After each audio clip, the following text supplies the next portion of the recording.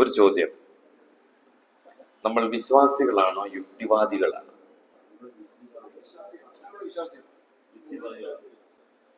സംശയമൊന്നുമില്ല. അടുത്ത ചോദ്യം, യുക്തിവാദി എന്നാൽ എന്ത്, വിശ്വാസി എന്നാൽ എന്ത്? ഹുയിസെ യുക്തിവാദി? യുക്തിവാദി എന്നാൽ എന്ത്? ആരാണ് യുക്തിവാദി, ആരാണ് വിശ്വാസി?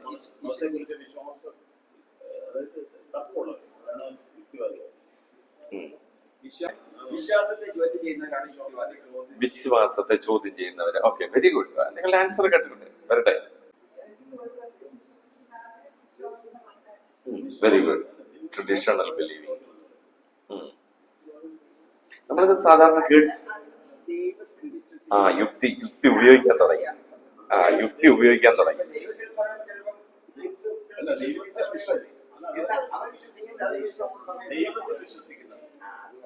അപ്പൊ സാധാരണ നമ്മൾക്ക് നന്നായിട്ട് അറിയാവുന്ന രണ്ട് വാക്കുകളാണ് യുക്തിവാദികൾ. അതുപോലെ തന്നെ നമുക്കറിയാവുന്ന അടുത്ത വാക്കാണ് വിശ്വാസികൾ. അപ്പൊ ഈ ദൈവം ഉണ്ട്, ദൈവമില്ല എന്ന് വിശ്വസിക്കുന്നവരല്ല വിശ്വാസികളും യുക്തിവാദികൾ. ഉണ്ട്. അപ്പൊ ദൈവത്തിന്റെ അടുക്കൽ വരുന്നവൻ ദൈവം ഉണ്ട് എന്ന്, അത് മാത്രം പോരാ, ദൈവം ഉണ്ട് എന്നും പ്രതിഫലം കൊടുക്കുന്നു എന്നും നമ്മൾ എന്ത് ചെയ്യണം? വിശ്വസിക്കണം. അപ്പം ദൈവം ഉണ്ടോ ഇല്ലയോ എന്നുള്ളതല്ല നമ്മുടെ ഇവിടുത്തെ വിഷയം. എന്റെ ചോദ്യത്തിൽ നിന്നും ദൈവം ഉണ്ടോ ഇല്ലയോ, ദൈവത്തിൽ വിശ്വസിക്കുന്നുണ്ടോ ഇല്ലയോ എന്നൊന്നും അല്ല എന്റെ ചോദ്യം. യുക്തിവാദി, വിശ്വാസി, വ്യത്യാസം. എന്റെ ചോദ്യം, ആദ്യത്തെ ചോദ്യം ഇതാണ്, നമ്മൾ യുക്തിവാദികളാണോ വിശ്വാസികളാണോ? മാറരുത്. എന്തുകൊണ്ട് ഈ യുക്തിവാദികൾ ദൈവത്തിൽ വിശ്വസിക്കുന്നില്ല? Why they are not believing in God? നമ്മൾ എന്തുകൊണ്ട് ദൈവത്തിൽ വിശ്വസിച്ചു? യുക്തി എന്ന് പറഞ്ഞാൽ എന്താ? നമ്മൾ യുക്തിവാദത്തിലൂടെ വിശ്വാസത്തിൽ വന്നതാണോ, വിശ്വാസത്തിലൂടെ വിശ്വാസത്തിൽ വന്നതാണോ? അടുത്തത് ഞങ്ങൾ ഇവിടെ ദൈവദാസന്മാർ ഇവിടെ പഠിപ്പിക്കുന്നു. നിങ്ങൾ ലളിതമായിട്ട് ഇവിടെ പറയുന്ന അങ്ങ് വിശ്വസിക്കുകയാണോ, യുക്തിവാദത്തിലൂടെ നിങ്ങൾ അംഗീകരിക്കുകയാണോ? എന്താ വിശ്വാസത്തിന്റെ ഡെഫിനിഷൻ? ഉറപ്പോ? അവിടെ യുക്തിവാദത്തിന് വിലയുണ്ടോ? ഒരു യുക്തിവാദിക്ക് എന്തെങ്കിലും വിശ്വസിക്കണമെങ്കിൽ അവന് മതിയായ കാരണങ്ങൾ ഉണ്ടാവണം. മതിയായ കാരണങ്ങൾ ഉണ്ടാകണം. എന്നോടിപ്പോ ഒരാൾ ആദ്യമായിട്ട്, ഞാൻ കർത്താവിനെ കുറിച്ച് ഒന്ന് കേട്ട് എന്നോട് ഒരാൾ സുവിശേഷം പറയുന്നു, ഞാൻ അന്നേരം തന്നെ വിശ്വസിക്കുന്നു. എനിക്ക് ദൈവം കൃപ തന്നു. എന്തിനു വേണ്ടി? എന്റെ മുമ്പിൽ മതിയായ കാരണമൊന്നും, യേശുക്രിസ്തുവിനെ നമ്മൾ കണ്ടിട്ടാണോ വിശ്വസിച്ചേ? അല്ല. അതിന് കാരണം അന്വേഷിച്ചോ നമ്മൾ? ഈവൻ ബൈബിൾ എന്താന്ന് പോലും അറിയാത്തവർ സുവിശേഷം കേട്ട് രക്ഷിക്കപ്പെടുന്നു.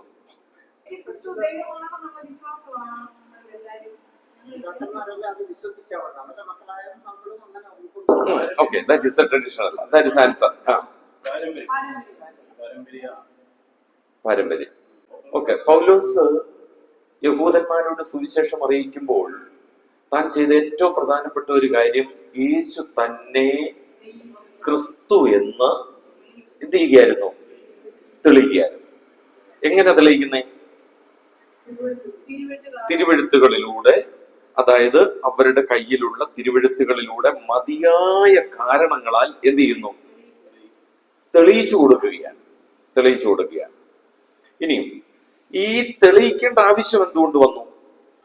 അവരുടെ മുമ്പിലേക്ക് യേശുക്രിസ്തു വന്നു, അവരുടെ മുമ്പിൽ ജീവിച്ചു, അവരുടെ മുമ്പിൽ മരിക്കുന്നു.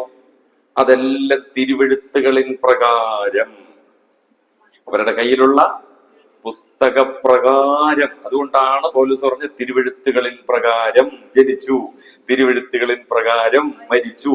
അപ്പൊ ഇതിനെല്ലാം തെളിവ് അവരുടെ മുമ്പിൽ തന്നെ, അവരുടെ കയ്യിൽ തന്നെ. പിന്നെ എന്തിനാ പൗലോസ് തെളിയിക്കുന്നത്? ഒന്നാമത്തെ പോയിന്റ്, എനിക്ക് ദൈവം വിശ്വസിക്കാൻ കൃപ തന്നാലും ഞാൻ വിശ്വസിക്കില്ല, ഞാൻ എൻ്റെ യുക്തിയിൽ ആശ്രയിക്കും എന്ന് പറഞ്ഞാണ് നമ്മൾ ദൈവവചനം പഠിക്കുന്നത്. നമ്മുടെ പ്രശ്നം പറയുക ഞാൻ. ഇവിടെയാണ് നമ്മുടെ പ്രശ്നം. നമ്മളുടെ മുമ്പിലുള്ള തിരുവെഴുത്ത് അത് കർത്താവിനെ വിശ്വസിക്കാൻ എനിക്ക് കൃപ തന്നതുപോലെ തന്നെ ഈ ദൈവവചനം വിശ്വസിക്കാനും എനിക്ക് എന്ത് തന്നിട്ടുണ്ട് ദൈവം? എനിക്ക് സിമ്പിളായിട്ട് എനിക്ക് എന്ത് ചെയ്യാം? വിശ്വസിക്കാം. പക്ഷെ ഞാൻ എന്തന്വേഷിച്ച് നടക്കുന്നു? മതിയായ കാരണങ്ങൾ അന്വേഷിച്ച് നടക്കും. അപ്പൊ ഞാൻ യാത്ര ചെയ്യുന്നത് വിശ്വാസത്തിലല്ല, ഞാൻ യാത്ര ചെയ്യുന്നത് കാഴ്ചയാൽ തന്നെ. പൗലോസ് പറയുന്നത് എന്താണ്? ഞാൻ കാഴ്ചയാലല്ല, പിന്നെ വിശ്വാസം.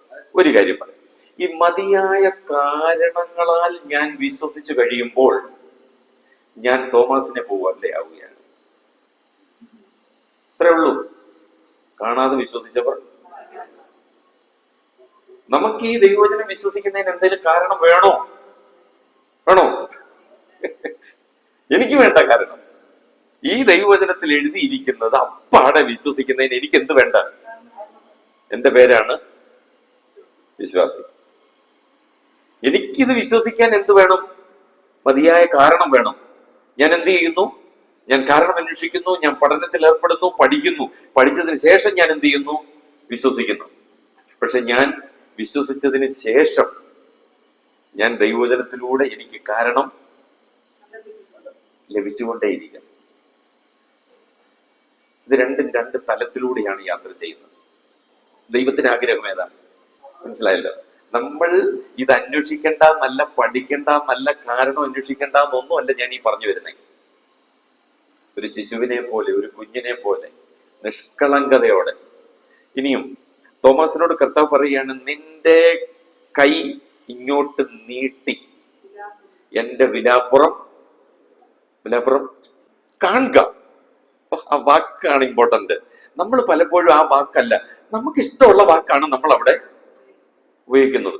കൈ ഇങ്ങോട്ട് നീട്ടി എന്റെ വിലാപ്പുറത്തെ നീ എന്ത് ചെയ്യണം?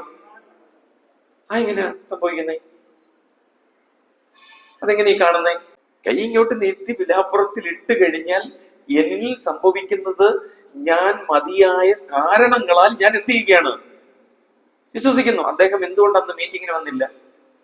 ഈ ഒരൊറ്റ കാരണം കൊണ്ടാ. അദ്ദേഹം എന്തുകൊണ്ട് പിന്മാറ്റത്തിൽ പോയി? ഒറ്റ കാരണം കൊണ്ടാ. എന്തുകൊണ്ട് അദ്ദേഹത്തിന് ഊതി പരിശുദ്ധാത്മാവിനെ കൊടുത്തപ്പോൾ പരിശുദ്ധാത്മാവ് കിട്ടിയില്ല? ഈ ഒരൊറ്റ കാരണം കൊണ്ടാ. എന്തുകൊണ്ട് ആ മുറിവിലൂടെ ഒഴുകുന്ന സമാധാനം കിട്ടിയില്ല? ഈ ഒരൊറ്റ കാരണം കൊണ്ടാ. എന്തുകൊണ്ട് എല്ലാവരെയും കർത്താവ് അതോറിറ്റി, നിങ്ങൾ ഭൂമിയിൽ അധികാരം കൊടുത്തപ്പോൾ ഈ തോമസിന് കിട്ടിയില്ല? ഈ ഒരൊറ്റ കാരണം കൊണ്ടാ. നിങ്ങളെ ഞാൻ അയക്കുന്നു, പൊക്കോളാൻ പറഞ്ഞു. ഈ സെന്റ് ഓഫ് ആർക്ക് കിട്ടിയില്ല? തോമസിന് കിട്ടിയില്ല. എന്ത് കാരണം കൊണ്ട് കിട്ടിയില്ല? നമ്മുടെ ജീവിതത്തിൽ നഷ്ടങ്ങളുടെ ഒരു പട്ടിക, കാരണങ്ങൾ അന്വേഷിച്ചുകൊണ്ട് നടക്കുക. എന്തിനു വേണ്ടി? വിശ്വസിക്കാം. ഇത് ബൈബിൾ സ്കൂളിൽ പഠിക്കുന്നവർക്ക് സംഭവിക്കുന്ന വലിയൊരു പ്രശ്നമായത്. മനസ്സിലായല്ലോ? ബൈബിൾ സ്കൂളിൽ പഠിപ്പിക്കുന്നവർക്കും പഠിക്കുന്നവർക്കും നമ്മളിൽ അറിഞ്ഞോ അറിയാതെയോ സംഭവിക്കുന്ന ഒരു വലിയ പ്രശ്നമാണ്. നമ്മൾ വിശ്വാസത്തിൽ നമ്മൾ ആരംഭിച്ചു, അതായത് ആത്മാവിൽ ആരംഭിച്ചു, എവിടെ കൊണ്ട് അവസാനിക്കുന്നു? യെസ്, എന്താ ഈ ജഡം? ഇത് തന്നെ, ഞാൻ ഈ പറഞ്ഞത് തന്നെ. ഈ ഒരു തെറ്റിലേക്ക് വേദ പഠന വിദ്യാർത്ഥികൾ പോകാൻ പാടില്ല. നമ്മൾ എത്ര പഠിച്ചാലും കാരണം കണ്ടെത്തി വിശ്വസിച്ച് വിശ്വസിച്ച് വിശ്വസിച്ച് ജീവിതകാലം മുഴുവൻ നമ്മൾ എന്തിനു വേണ്ടി അന്വേഷിച്ചുകൊണ്ടിരിക്കും? കാരണം കണ്ടെത്തി വിശ്വസിക്കാനായിട്ട് നമ്മൾ സമയം ചെലവഴിച്ചുകൊണ്ടേയിരിക്കും. പക്ഷെ ഇതല്ല. ഞാൻ ദൈവവചനം വായിക്കുന്നു, ഞാനത് വിശ്വസിക്കുന്നു. ദൈവം നമുക്കതിനുള്ള മതിയായ കാരണങ്ങൾ ദൈവവചനത്തിലൂടെ നമുക്ക് തന്നുകൊണ്ടേയിരിക്കും. ദൈവം അത് വെളിപ്പെടുത്തി തന്നുകൊണ്ടേയിരിക്കും. ഇങ്ങനെ ആയിരിക്കണം ഞാൻ നിങ്ങളും. അങ്ങനെയാണെങ്കിൽ ദൈവം നമ്മളെ ഉപയോഗിക്കുമെന്നുള്ളത് നമ്മൾ മറക്കരുത്. നമുക്ക് നഷ്ടം വരത്തില്ല. അല്ലെങ്കിൽ നമുക്ക് എന്തേ വരത്തുള്ളൂ? നഷ്ടമേ വരത്തുള്ളൂ. നമ്മൾ ഈ കാരണം അന്വേഷിച്ചുകൊണ്ടിരിക്കുന്നിടത്തോളം കാലം അങ്ങോട്ട് നീട്ടിയ കൈ ഇങ്ങോട്ട് നെഞ്ചത്തോട്ട് അടിച്ചിട്ട് ഒരൊറ്റ വിളിയാ വിളിച്ച, എന്റെ കർത്താവും ഇനി മേൽ ഞാൻ നിന്നെ അവിശ്വസിക്കത്തില്ല, ഞാൻ കാരണം അന്വേഷിക്കില്ല. കർത്താവിനെ വിശ്വസിക്കുന്നത് പോലെ വിശ്വസിക്കാൻ കൊള്ളാവുന്ന ഒരു വചനമാണ് നമ്മുടെ മുമ്പാകെ ഇരിക്കുന്നത്. ഇന്ന് നമ്മൾ ദൈവമക്കളെന്ന് അഭിമാനിക്കുന്ന, ക്രൈസ്തവരെന്ന് അഭിമാനിക്കുന്ന മറ്റിതര ഏത് സമൂഹമായിക്കൊള്ളട്ടെ, നമ്മളെല്ലാം കാരണം അന്വേഷിച്ചുകൊണ്ടിരിക്കുകയാണ്. ബൈബിൾ സ്കൂളുകളിൽ നമ്മൾ സമയം ചിലവഴിക്കുന്നത് മുഴുവൻ എന്തിനു വേണ്ടി? ഇത് വിശ്വസിപ്പിക്കാൻ വേണ്ടി നമ്മൾ എന്ത് ചെയ്തുകൊണ്ടിരിക്കുക? കാരണം അന്വേഷിച്ചുകൊണ്ടിരിക്കുകയാണ്. പക്ഷെ കൃപയാലല്ലോ, കാരണം മൂലമല്ല, കാരണം മൂലമല്ലോ, അതല്ലല്ലോ, കൃപയാലല്ലോ. ഞാൻ ഒരു കാരണവും ഞാൻ അന്വേഷിച്ചിട്ടില്ല എന്റെ കർത്താവിനെ വിശ്വസിക്കാൻ. പക്ഷെ ഞാൻ വിശ്വസിച്ചു കഴിഞ്ഞപ്പോൾ ഈ കർത്താവ് വിശ്വസിക്കാൻ കൊള്ളാകുന്നവനാണെന്ന് എത്രയോ കാരണങ്ങൾ തിരുവെഴുത്തിലൂടെയും എന്റെ അനുഭവത്തിലൂടെയും എന്റെ കർത്താവ് എനിക്ക് എന്ത് ചെയ്തുകൊണ്ടിരിക്കുന്നു? തെളിയിച്ചു തന്നുകൊണ്ടേയിരിക്കുന്നു. അതുകൊണ്ട് നമ്മൾ എത്ര പഠിച്ചാലും, നമുക്ക് എത്ര കാരണങ്ങൾ നമുക്ക് തെളിയിച്ച് ദൈവദാസന്മാർ നിങ്ങൾക്ക് തന്നാലും, നിങ്ങൾ ദൈവവചനം വിശ്വസിക്കുന്നതിന് നിങ്ങൾക്കൊരു കാരണം വേണ്ട, നിങ്ങൾ അന്വേഷിക്കരുത്. അതുപോലെ വിശ്വസിക്കാൻ കൊള്ളാവുന്ന ഈ ദൈവത്തിന്റെ വചനം, അങ്ങനെ നമ്മൾ വിശ്വസിക്കണം കേട്ടോ. അപ്പോൾ ഇത് രണ്ട് തലത്തിലൂടെയാണ് ദൈവമക്കൾ യാത്ര ചെയ്യുന്നത്. അപ്പോൾ ഏത് തലത്തിലൂടെ യാത്ര ചെയ്യുന്നതാണ് എളുപ്പമെന്ന് ചോദിച്ചാൽ ഏതാ? നമ്മൾ നിഷ്കളങ്കതയോടെ, നിഷ്കളങ്ക മക്കളായിട്ട് ദൈവത്തിന് നമ്മളെ തന്നെ എന്ത് ചെയ്യണം? സമർപ്പിക്കണം. ഇനി ഓരോ കാലങ്ങളിലും ഇതിന് വ്യത്യാസം വരും. കർത്താവ് പറഞ്ഞു, നിങ്ങൾ ദൈവത്തിൽ വിശ്വസിപ്പീൻ, എന്നിലും. യഹൂദന്മാരുടെ പരാജയം എവിടെയാ സംഭവിച്ചേ? അവര് ദൈവവിശ്വാസികളായിരുന്നു, പക്ഷെ പരാജയം എവിടെ സംഭവിച്ചു?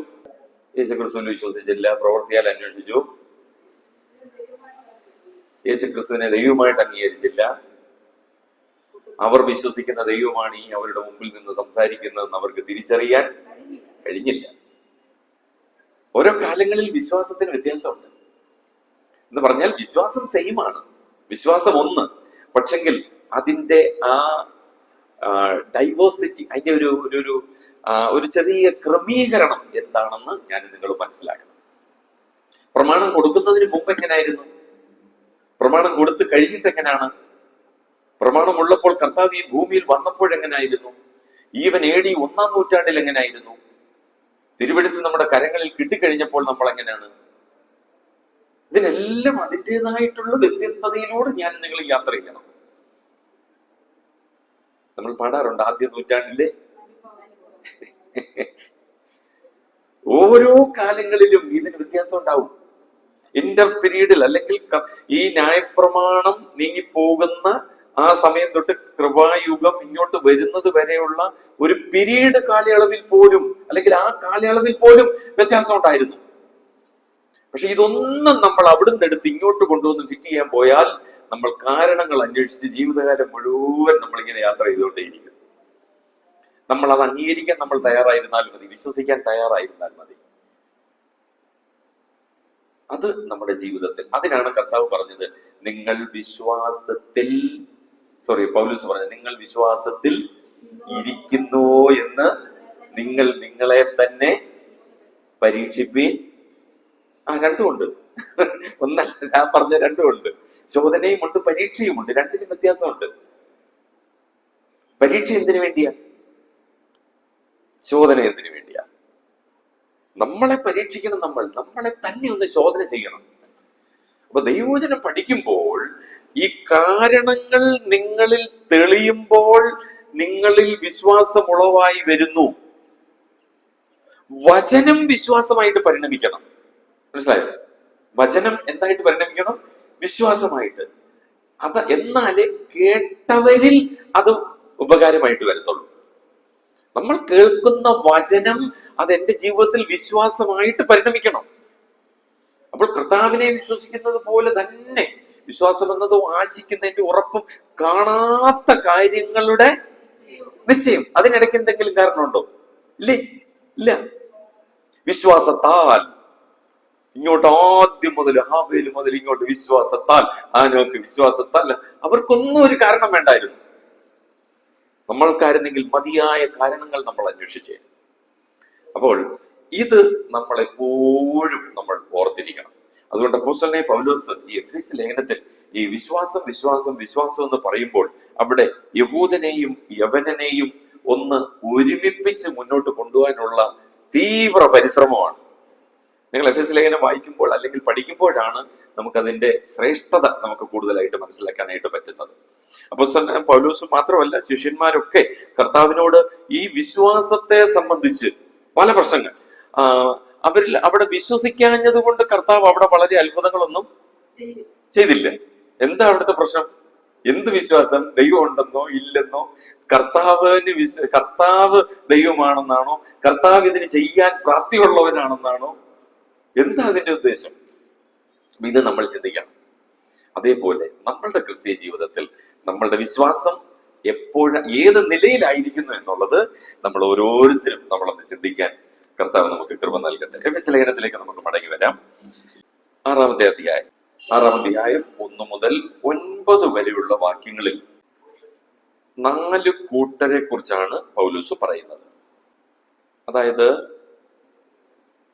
ക്രൈസ്തവ കുഞ്ഞുങ്ങൾ, അതായത് ക്രിസ്ത്യൻ ചിൽഡ്രൻ, ക്രൈസ്തവ കുഞ്ഞുങ്ങളെ കുറിച്ച് പറഞ്ഞിട്ടുണ്ട്. അതിന്റെ 1, 2, 3 വാക്യങ്ങൾ. രണ്ടാമത് പറയുന്നത് 4-ാമത്തെ വാക്യത്തിൽ ക്രിസ്ത്യൻ ഫാദേഴ്സ്, നമ്മളൊരു ക്രിസ്തീയ പിതാക്കന്മാർ അവരെങ്ങനെയായിരിക്കണം എന്നുള്ളതാണ്. ക്രിസ്തീയ പിതാക്കന്മാർ എങ്ങനെയായിരിക്കണം? 4-ാമത്തെ വാക്യം, 1, 2, 3 വാക്യങ്ങൾ കുഞ്ഞുങ്ങളെ കുറിച്ചാണ്. 4-ാമത്തെ വാക്യത്തിൽ പിതാക്കന്മാരെ കുറിച്ചാണ്. മക്കളെ നിങ്ങളുടെ പിതാക്കന്മാരെ കോപിപ്പിക്കരുതെന്നാണോ, പിതാക്കന്മാരെ നിങ്ങളുടെ മക്കളെ കോപിപ്പിക്കരുതെന്നാണോ? നമ്മളത് ചെയ്യാറുണ്ടോ? മക്കളെ കോപിപ്പിക്കാറുണ്ടോ? നമ്മൾ ചെയ്യുന്നത് അതേ ഉള്ളൂ. നമ്മൾ എന്തുകൊണ്ടാണ് അത് ചെയ്യുന്നത്? നമ്മൾ എന്തുകൊണ്ടാണ് ഇത് പാലിക്കാത്തത്? നമ്മൾ ഈ ബൈബിള് വിശ്വസിച്ചാൽ നമ്മൾ എന്ത് ചെയ്യും? അതിൻ്റെ ഇടയ്ക്ക് എന്റെ യുക്തി വന്നതുകൊണ്ടാണ് ഞാനത്. എപ്പോഴും നിങ്ങൾ നോക്കിയോ, ദൈവവചനത്തിലെ ഏത് പോർഷൻ നിങ്ങൾ എടുത്തോ, നിങ്ങളുടെ യുക്തി നിങ്ങൾ ആഡ് ചെയ്യുമ്പോൾ നിങ്ങൾക്ക് ബോധിച്ചതുപോലെ ദൈവവചനത്തെ നിങ്ങൾ കൊണ്ടെത്തിക്കും. എന്നാൽ നിങ്ങൾ ഇതൊന്ന് വിശ്വസിച്ച് നോക്കിക്കേ, ഇതൊന്ന് വിശ്വസിച്ചേ, ദൈവവചനം ഒന്ന് വിശ്വസിച്ചേ. നിങ്ങൾ പ്രാർത്ഥിക്കേണ്ട ഒറ്റ കാര്യമുള്ളൂ, കർത്താവേ ഈ ദൈവവചനം വിശ്വസിക്കാൻ എനിക്ക് കൃപ തരണേ. ഈ കാരണം കിട്ടിക്കഴിഞ്ഞിട്ട് വിശ്വസിക്കുന്നത് അത് കൃപയല്ല, അത് കൃപയല്ല കേട്ടോ. അതിന് വലിയ ഔദാര്യം എന്നൊന്നും നമുക്ക് പറയാൻ ഒക്കത്തില്ല. ഇത് വിശ്വസിക്കണം, ദൈവവചനം വിശ്വസിക്കണം. ഇനി അടുത്തത് 5 മുതൽ 8 വരെയുള്ള വാക്യങ്ങളില് ക്രിസ്ത്യൻ സെർവൻസ്, ക്രിസ്തീയ ദാസന്മാർ, ക്രിസ്ത്യൻ സെർവൻസ്. ഈ ദാസന്മാരെന്ന് പറയുമ്പോൾ നമ്മുടെ മനസ്സിലേക്ക് വരുന്നത് നമ്മുടെ വീട്ടിൽ ഈ ക്രിസ്ത്യൻ സെർവൻസ് എന്ന് പറയുമ്പോൾ അത് എനിക്കാണ്, ഞാനാണ്, അത് ഞാനാണെന്ന് ചിന്തിക്കുന്നുണ്ടോ നമ്മൾ? എന്റെ മുകളിൽ എത്രയോ സുപ്പീരിയേഴ്സ് ഉണ്ട്. പക്ഷെ ഞാൻ ഒരിക്കലും എന്റെ യുക്തിയിൽ ഞാൻ ആരാണെന്ന് പറ്റില്ല, ഞാൻ ഒരു സെർവന്റ് ആണെന്ന് തരത്തില്ല. ആര് തരത്തില്ല? പിശാചിനെ പറയരുത്, ഞാൻ കൊടുക്കത്തില്ല.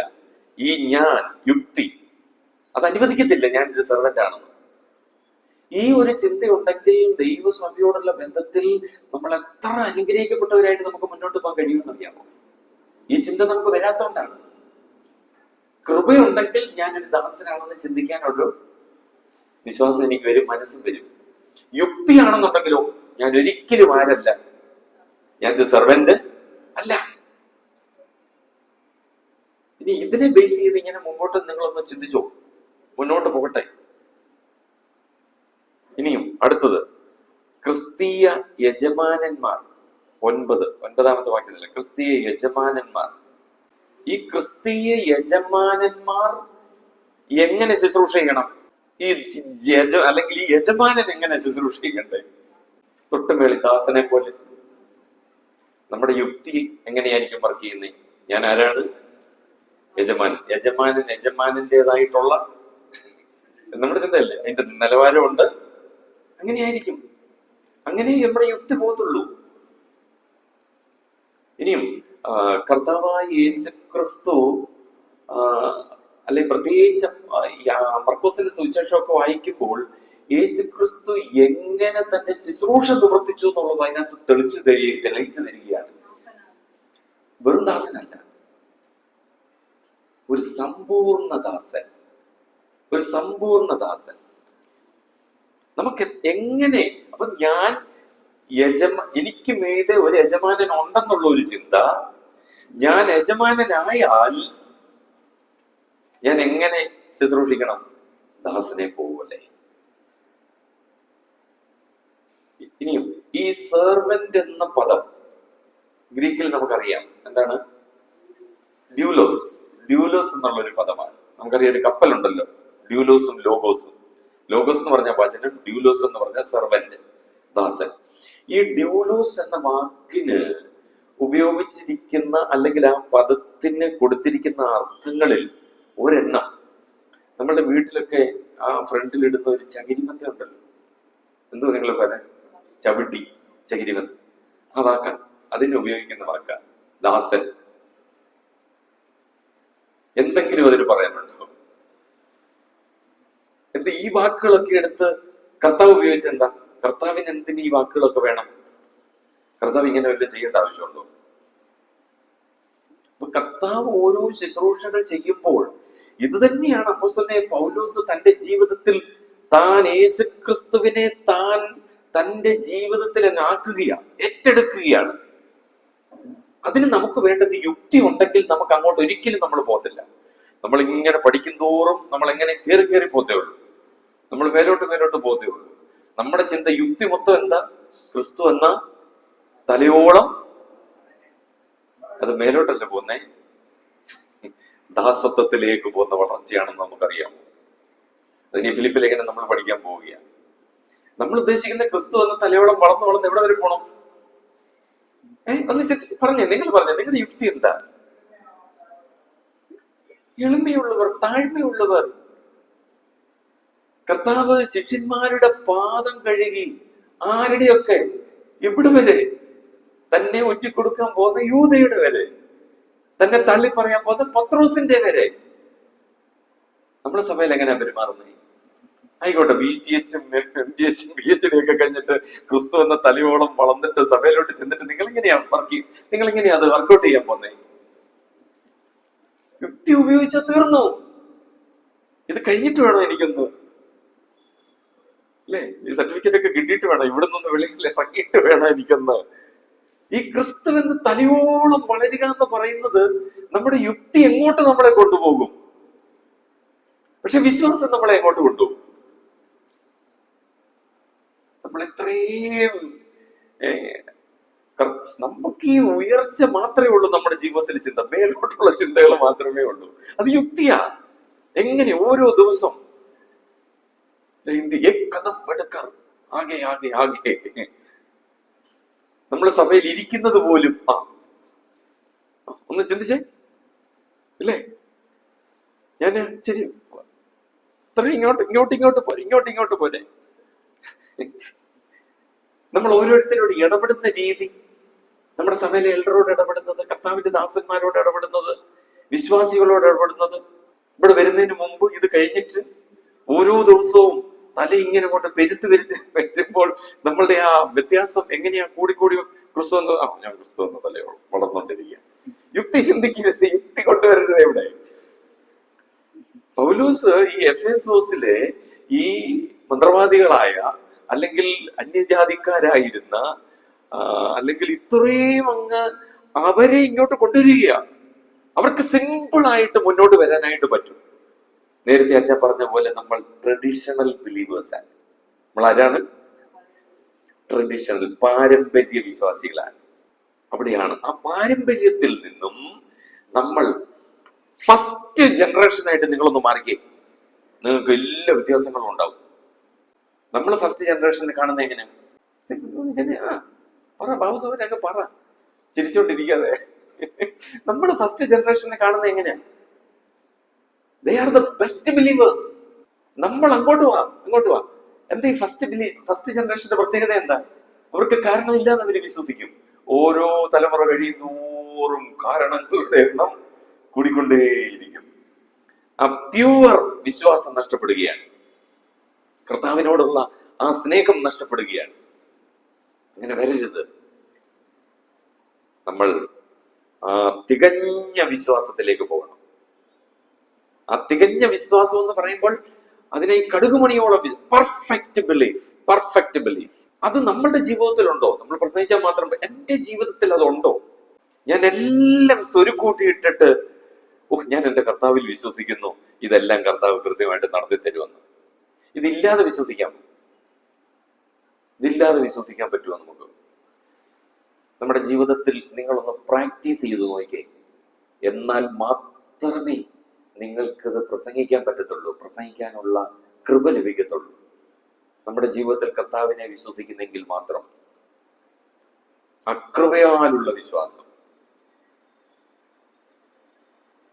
അതിനാണ് ഈ വിശ്വാസത്തെ കുറിച്ച് നല്ലൊരു പാഠം തന്നെ ദൈവവചനത്തിൽ, പ്രത്യേകിച്ച് പുതിയ നിയമത്തിലുണ്ട്. പൗലോസ് പറയുന്നു, ഞാൻ വിശ്വാസം കാത്തു എന്ന് പറഞ്ഞാൽ പൗലോസ് വിശ്വാസത്തിൽ ജീവിച്ച മനുഷ്യനാണ്, വിശ്വാസത്തിൽ നടന്ന മനുഷ്യനാണ്.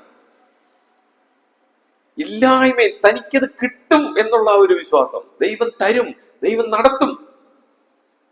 നമ്മളെല്ലാം പെർഫെക്റ്റ് ആയിട്ട് കാര്യങ്ങൾ ചെയ്തിട്ട് ദൈവത്തിന്റെ മുഖത്തേക്ക് നോക്കുന്നതിനല്ല വിശ്വാസം എന്ന് പറഞ്ഞത്. അത് യുക്തിയാണ്. എന്നും പറഞ്ഞ ഒന്നും ഇല്ല എന്നുള്ളതല്ല ഞാൻ, ഒന്നും ഇല്ലാതെ അങ്ങനെ വിശ്വസിക്കണം, ദൈവത്തെ പരീക്ഷിക്കണമെന്നല്ല ഞാൻ ഈ പറയുന്നത്.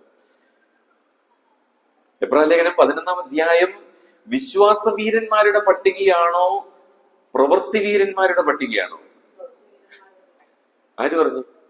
എവിടെ എഴുതി വെച്ചിട്ടുണ്ട് വിശ്വാസ വീരന്മാരുടെ പട്ടിക?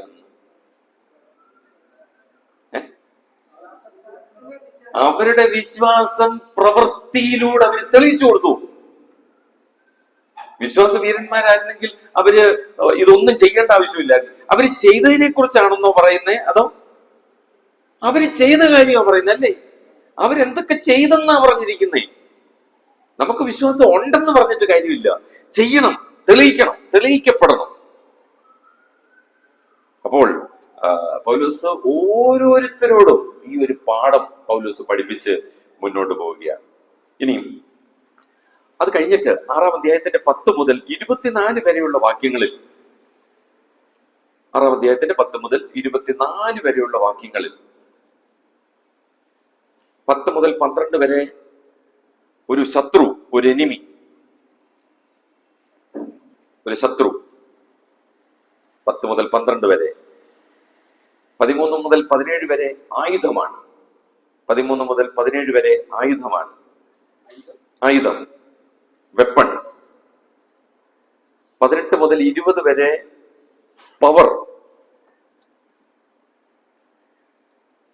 ഒരു ശക്തി, ഒരു ഊർജം, ശക്തി. 18 മുതൽ 20 വരെ. ഇനിയും 21 മുതൽ 24 വരെ ഇതെല്ലാം ഉണ്ടെങ്കിലും ഒരു എൻകറേജ്മെന്റ്, ഒരു പ്രോത്സാഹനം.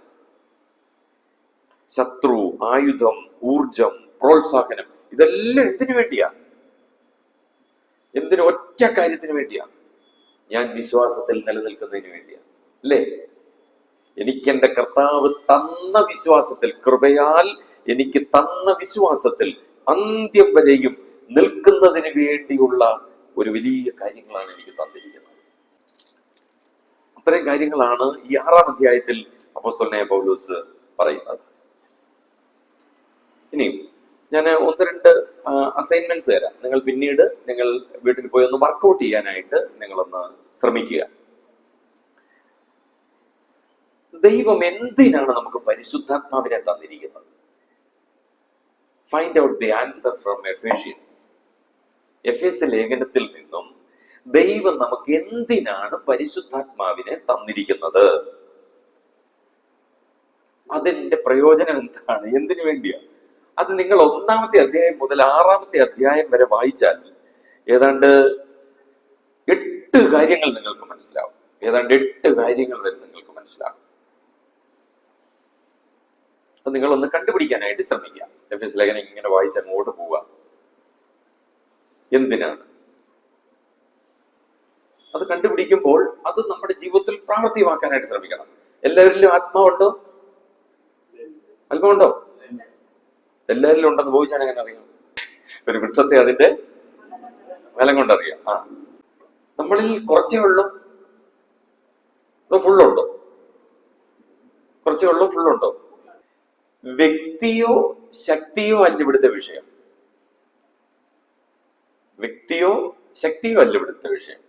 അത് വ്യക്തിക്കാണെങ്കിലും ശക്തിക്കാണെങ്കിലും ഞാൻ എത്രത്തോളം ഈ പരിശുദ്ധാത്മാവിനെ സമർപ്പിക്കപ്പെട്ടവനാണെന്നുള്ളതാണ് നമ്മുടെ വിഷയം. അവിടെയാണ് എന്റെ വിശ്വാസം വർക്കൗട്ട് ആകുന്നത്.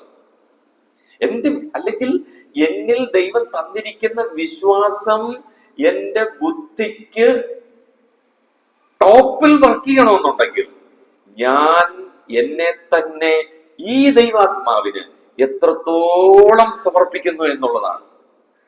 ഈ സമർപ്പണത്തിന് വേറൊരു വാക്യം ഞാൻ പറയാം. റോമലേഖനം 12-ാം അധ്യായം എടുക്കണ്ട, നമുക്കറിയാവുന്ന വാക്യമാണ്. 12-ാം അധ്യായത്തിന്റെ 1-2 വാക്യങ്ങൾ. അവിടെ പറഞ്ഞിരിക്കുന്ന ഒരു വാക്യം പറഞ്ഞോളൂ സഹോദരന്മാരെ. അവിടെ ഈ സഹോദരന്മാരെ എന്ന് പറയുമ്പോൾ അവിടെ സഹോദരന്മാരെ നല്ല തുടങ്ങേണ്ടത്. ഒരു വാക്ക് വിട്ടുപോയി, ഒറ്റ വാക്ക് വിട്ടുപോയി അവിടെ. നിങ്ങളുടെ ബൈബിളിൽ സഹോദരന്മാരെ തന്നെ. അതുകൊണ്ട് സഹോദരന്മാര്, വെറും സഹോദരന്മാരിലല്ല തുടങ്ങണ്ടേ. അത് മലയാളത്തിലില്ല, മലയാളത്തിൽ ഇല്ലെന്നേ.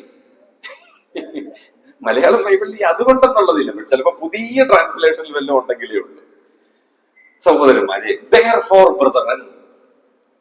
എന്തുകൊണ്ട് അതുകൊണ്ട് സഹോദരന്മാരെ എന്ന് പറഞ്ഞിരിക്കുന്നത്? വീട്ടിലുള്ള കുറെ കാര്യങ്ങളുണ്ട്. എന്താണ് ആ കാര്യം എന്നുള്ളത് ഞാൻ പറയാം. ഇനി അതുകൊണ്ട് സഹോദരന്മാരെ, നിങ്ങൾ ദൈവത്തിന്റെ മനസ്സിൽ ഓർപ്പിച്ച് ഞാൻ നിങ്ങളെ പ്രബോധിപ്പിക്കുന്നത് ബുദ്ധിയുള്ള ആരാധനയായി നിങ്ങളുടെ ശരീരങ്ങളെ ജീവനും വിശുദ്ധിയും ദൈവത്തിന് പ്രസാദവുമുള്ള യാഗമായിട്ട് സമർപ്പിക്കുക. ഈ സമർപ്പിക്കുക എന്നുള്ളതിന് ഇംഗ്ലീഷിൽ പറഞ്ഞിരിക്കുന്നത് പ്രസന്റ് യുവർ ബോഡീസ് എന്നാണ്. എന്താ പറഞ്ഞിരിക്കുന്നത്? Present your bodies. ഈ പ്രസന്റ് ചെയ്യുക, സമർപ്പിക്കുക അതിന് വേറൊരു വാക്ക് പറയുമ്പോൾ നിങ്ങൾക്ക് ഇച്ചിരൂടെ മനസ്സിലാവും. നിവേദിക്കുക. മനസ്സിലായ വാക്ക് എന്താണ്? നിവേദിക്കുക. നിവേദിക്കുക എന്ന് പറഞ്ഞാൽ നിവേദിക്കുക. നമ്മൾ ഞായറാഴ്ച സ്തോത്ര കാഴ്ച നമ്മൾ എന്ത് ചെയ്യുന്നു? സ്തോത്ര കാഴ്ച അർപ്പിക്കുക, അങ്ങനെയൊക്കെ പറയാറില്ലേ? ഇനി അടുത്തത് സ്തോത്ര കാഴ്ച അർപ്പിക്കുകയാണ്. അത് നിവേദിക്കുക. ഇന്ന് പലപ്പോഴും നമ്മൾ നിവേദിച്ചിട്ട് ചിലപ്പോൾ തിരിച്ചെടുത്തിട്ട് അത് 500 പോയി, ഞാൻ 100 ഉദ്ദേശിച്ചെന്ന് പറഞ്ഞ് തിരിച്ചെടുത്തോണ്ട് പോകുന്ന ടീമുകളെ വരെ ഞാൻ കണ്ടിട്ടുണ്ട്. എന്ന് പറഞ്ഞാൽ ഈ നിവേദിക്കുക എന്ന് പറഞ്ഞാൽ അത് തിരിച്ചെടുക്കാൻ ഒക്കത്തില്ല. നിവേദിക്കുക, അങ്ങ് നിവേദിച്ചു നിങ്ങളുടെ ശരീരങ്ങള് ജീവനും വിശുദ്ധിയും. ഇനി ഞാൻ ഈ പറയുന്ന വാക്ക് നിങ്ങൾ വിചാരിക്കും ഈ ആവശ്യമില്ലാത്ത വാക്കൊക്കെ ഇങ്ങോട്ട് കൊണ്ടുവരേണ്ട ആവശ്യമുണ്ടോ എന്ന് നിങ്ങൾ നിങ്ങളുടെ യുക്തി ചിന്തിക്കും. വിശ്വാസിയാണെന്നുണ്ടെങ്കിൽ ഈ പുള്ളി പറഞ്ഞത് ശരിയാണ് എന്നൊക്കെ വിശ്വസിക്കും.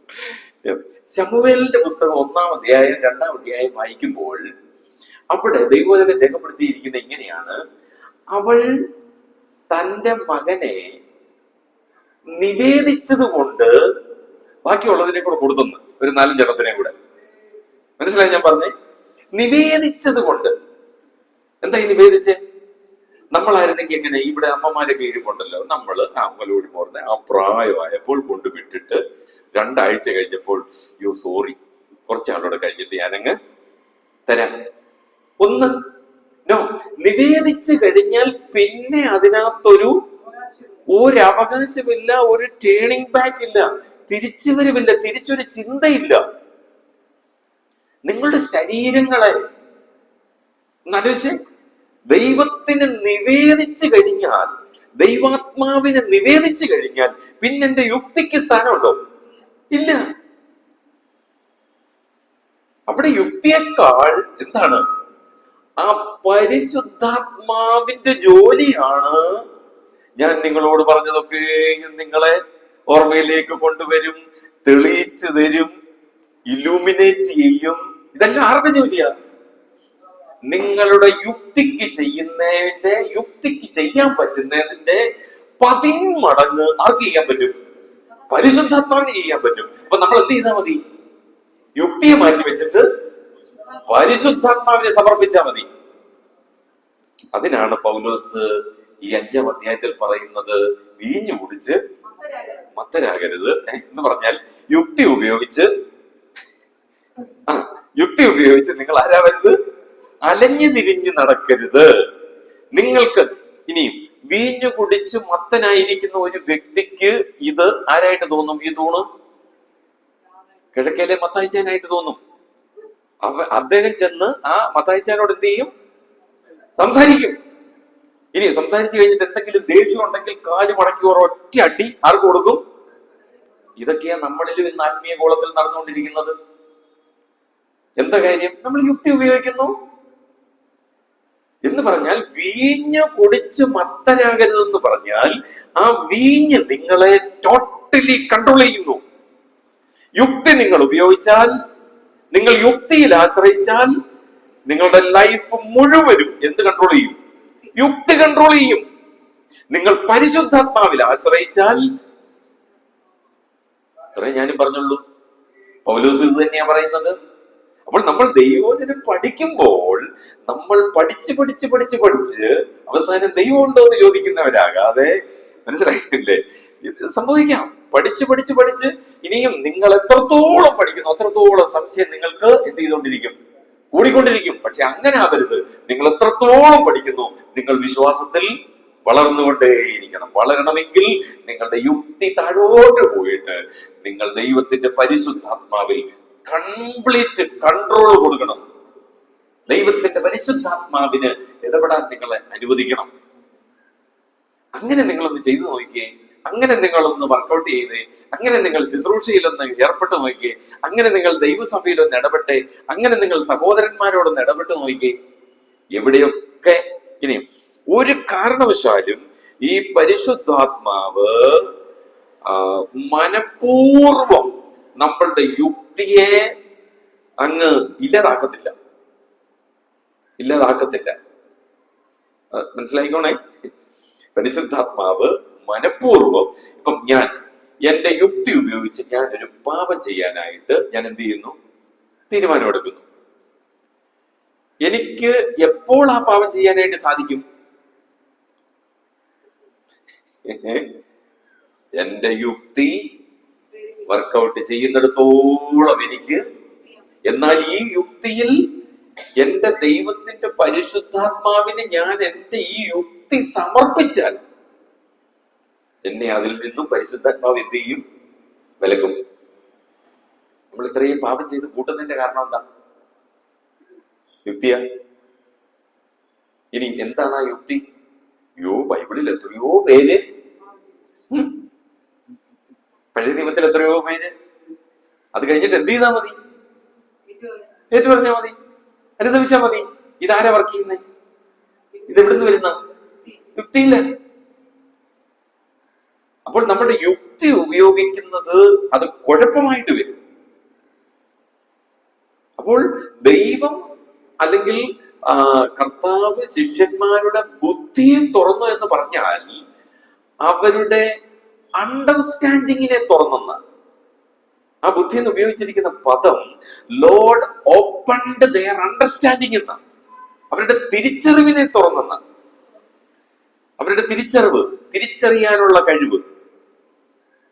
ബുദ്ധി, യുക്തിയല്ല അവിടെ തുറന്നത് ദൈവം. തിരിച്ചറിയാനുള്ള കഴിവ്. എന്താ തിരിച്ചറിവ് നമുക്ക് വേണ്ടത്? യുക്തി എങ്ങനെ വർക്ക് ചെയ്യുന്നു, ആത്മാവ് എങ്ങനെ വർക്ക് ചെയ്യുന്നു. ബുദ്ധിയുടെ പ്രമാണം, ആത്മാവിന്റെ പ്രമാണം, ഇത് രണ്ടും തമ്മിൽ ശത്രുത്വമാണ്. റോമാലേഖനം 8-ാം അധ്യായം. ബദ്ധവൈരികളാണ്, ശത്രുക്കളാണ്. ഇത് നമ്മളാണ് ഇതിനെ രണ്ടിനെയും എന്ത് ചെയ്ത് മുന്നോട്ട് കൊണ്ടുപോകേണ്ടത്. ഏത് വേണം? നന്മതിന്മകളെ കുറിച്ചുള്ള അറിവിന്റെ വൃക്ഷഫലം ജീവവൃക്ഷം. ഏത് വേണമെങ്കിലും നിനക്ക്.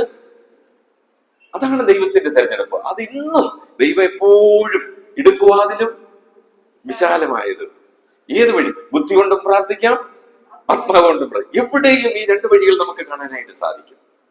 അപ്പോൾ ദൈവത്തിന്റെ വചനത്തിന്റെ ആ പ്രത്യേകത. അപ്പോൾ എന്തിനാണ് ദൈവത്തിന്റെ ആത്മാവ് എനിക്ക് നിങ്ങൾക്കും തന്നിരിക്കുന്നത്? എന്നേക്കും നിങ്ങളോടുകൂടെ ഇരിക്കേണ്ടതിന്, നമ്മളിൽ നിന്ന് നഷ്ടപ്പെട്ടു പോകാതെ എന്തിന് തന്നിരിക്കുന്നു എന്നുള്ളത് എഫേസ്യ ലേഖനത്തിൽ പൗലോസ് പറയുകയാണ്. ഇനി രണ്ടാമത് ഒരു അസൈൻമെന്റ് കൂടെ. ഇതൊക്കെ നിങ്ങൾക്ക് എപ്പോ വേണമെങ്കിലും നിങ്ങൾക്ക് എഴുതാം. ആരും ചോദിക്കാനും പറയാനും ഒന്നും പോകത്തില്ല കേട്ടോ. നിങ്ങൾക്ക് എപ്പോ വേണമെങ്കിലും അത് കണ്ടുപിടിച്ച് നിങ്ങൾക്ക് എഴുതുകയും പഠിക്കുകയും ചെയ്യാം. എഫേസ്യ ലേഖനത്തില് ഒത്തിരി ന്യൂനെസ് ആയിട്ടുള്ള കാര്യങ്ങളുണ്ട്. പുതുമയുള്ള ഒത്തിരി കാര്യങ്ങൾ എഫേസ്യ ലേഖനത്തിലുണ്ട്. മനസ്സിലായല്ലോ? പുതുമയുള്ള കാര്യങ്ങൾ എഫേസ്യ ലേഖനത്തിലുണ്ട്. Find out the newness in Ephesians. ക്രിസ്തുവിൽ വ്യാപരിച്ച ഒരു പുതിയ ശക്തി എന്നിൽ വ്യാപരിക്കണം. Okay, simple. ഇനിയും ഒരു പുതിയ ദർശനം. എന്താ ഈ പുതിയ ദർശനം? പൗലോസ്, നമ്മളത് ചിന്തിച്ചാണ്, പൗലോസ് പ്രാർത്ഥിക്കുകയാണ് എഫേസോസിലെ വിശ്വാസികൾക്ക് വേണ്ടി. അത് കൂടുതലായിട്ട് നമ്മൾ ഒത്തിരി ചിന്തിച്ചത് അത് വെളിപ്പാടിന്റെ ആത്മാവിനെ തരണം. വെളിപ്പാടിന്റെ ആത്മാവിനെ എന്ന് പറഞ്ഞാൽ മറഞ്ഞിരിക്കുന്ന കാര്യങ്ങൾ അതെനിക്ക് പുതിയതാണ്. മറഞ്ഞിരിക്കുന്ന കാര്യങ്ങൾ എനിക്ക് കിട്ടണം. പൗലോസ് പ്രാർത്ഥിക്കുക വെളിപ്പാടിന്റെ ആത്മാവിനെ. അപ്പോൾ നമ്മൾ ആത്മാവിലായാലേ പറ്റൂ. ദൈവത്തിന്റെ ആത്മാവിന് നമ്മൾ കംപ്ലീറ്റ് ആയിട്ട് എന്നെ നിവേദിച്ചാലേ പറ്റത്തുള്ളൂ, എന്നെ കൊടുത്താലേ സാധിക്കത്തുള്ളൂ.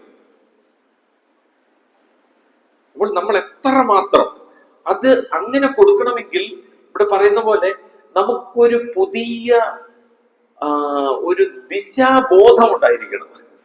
ദിശാബോധം എന്ന് പറഞ്ഞാൽ എന്തായാലും അർത്ഥം, നമുക്ക് ദിശയുമില്ല,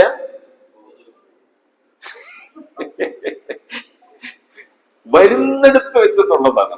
നമുക്കൊരു ദിശയില്ല, ബോധവുമില്ല. പക്ഷെ പൗലോസ് പറയുന്നു നമുക്ക് എന്താ വേണം? ഒരു ദിശാബോധം വേണം. അത് വേണമെങ്കിൽ നമ്മുടെ ആത്മാവിനെ നമ്മൾ സമർപ്പിക്കുമ്പോഴാണ് ആ ന്യൂനെസ്, അത് ആത്മാവിന് മാത്രമേ നമുക്ക് തരാൻ പറ്റത്തുള്ളൂ. നമുക്ക് യുക്തിക്കൊരിക്കലും ഈ ന്യൂനെസ് നമുക്ക് തരാനായിട്ട് പറ്റത്തില്ല. ആത്മാവിന് ഇങ്ങനെ തന്നുകൊണ്ടിരിക്കാനായിട്ട് പറ്റും. അപ്പോൾ ഇത് വായിക്കുമ്പോൾ ഒരുപാട് കാര്യങ്ങൾ ഇതുപോലെ നമുക്ക് കിട്ടും. ഈ ന്യൂനെസ്, അത് പുതിയതെന്ന് പറഞ്ഞാൽ ഈ അതിന് നമ്മൾ ബിബ്ലിക്കൽ വേർഡ് എന്ന് പറഞ്ഞാൽ മർമ്മം, അല്ലെ? മർമ്മം എന്ന് പറഞ്ഞാൽ എന്താ? മർമ്മം പഴയ നിയമത്തിൽ ഉള്ളതാണോ പഴയ നിയമത്തിൽ ഇല്ലാത്തതാണോ?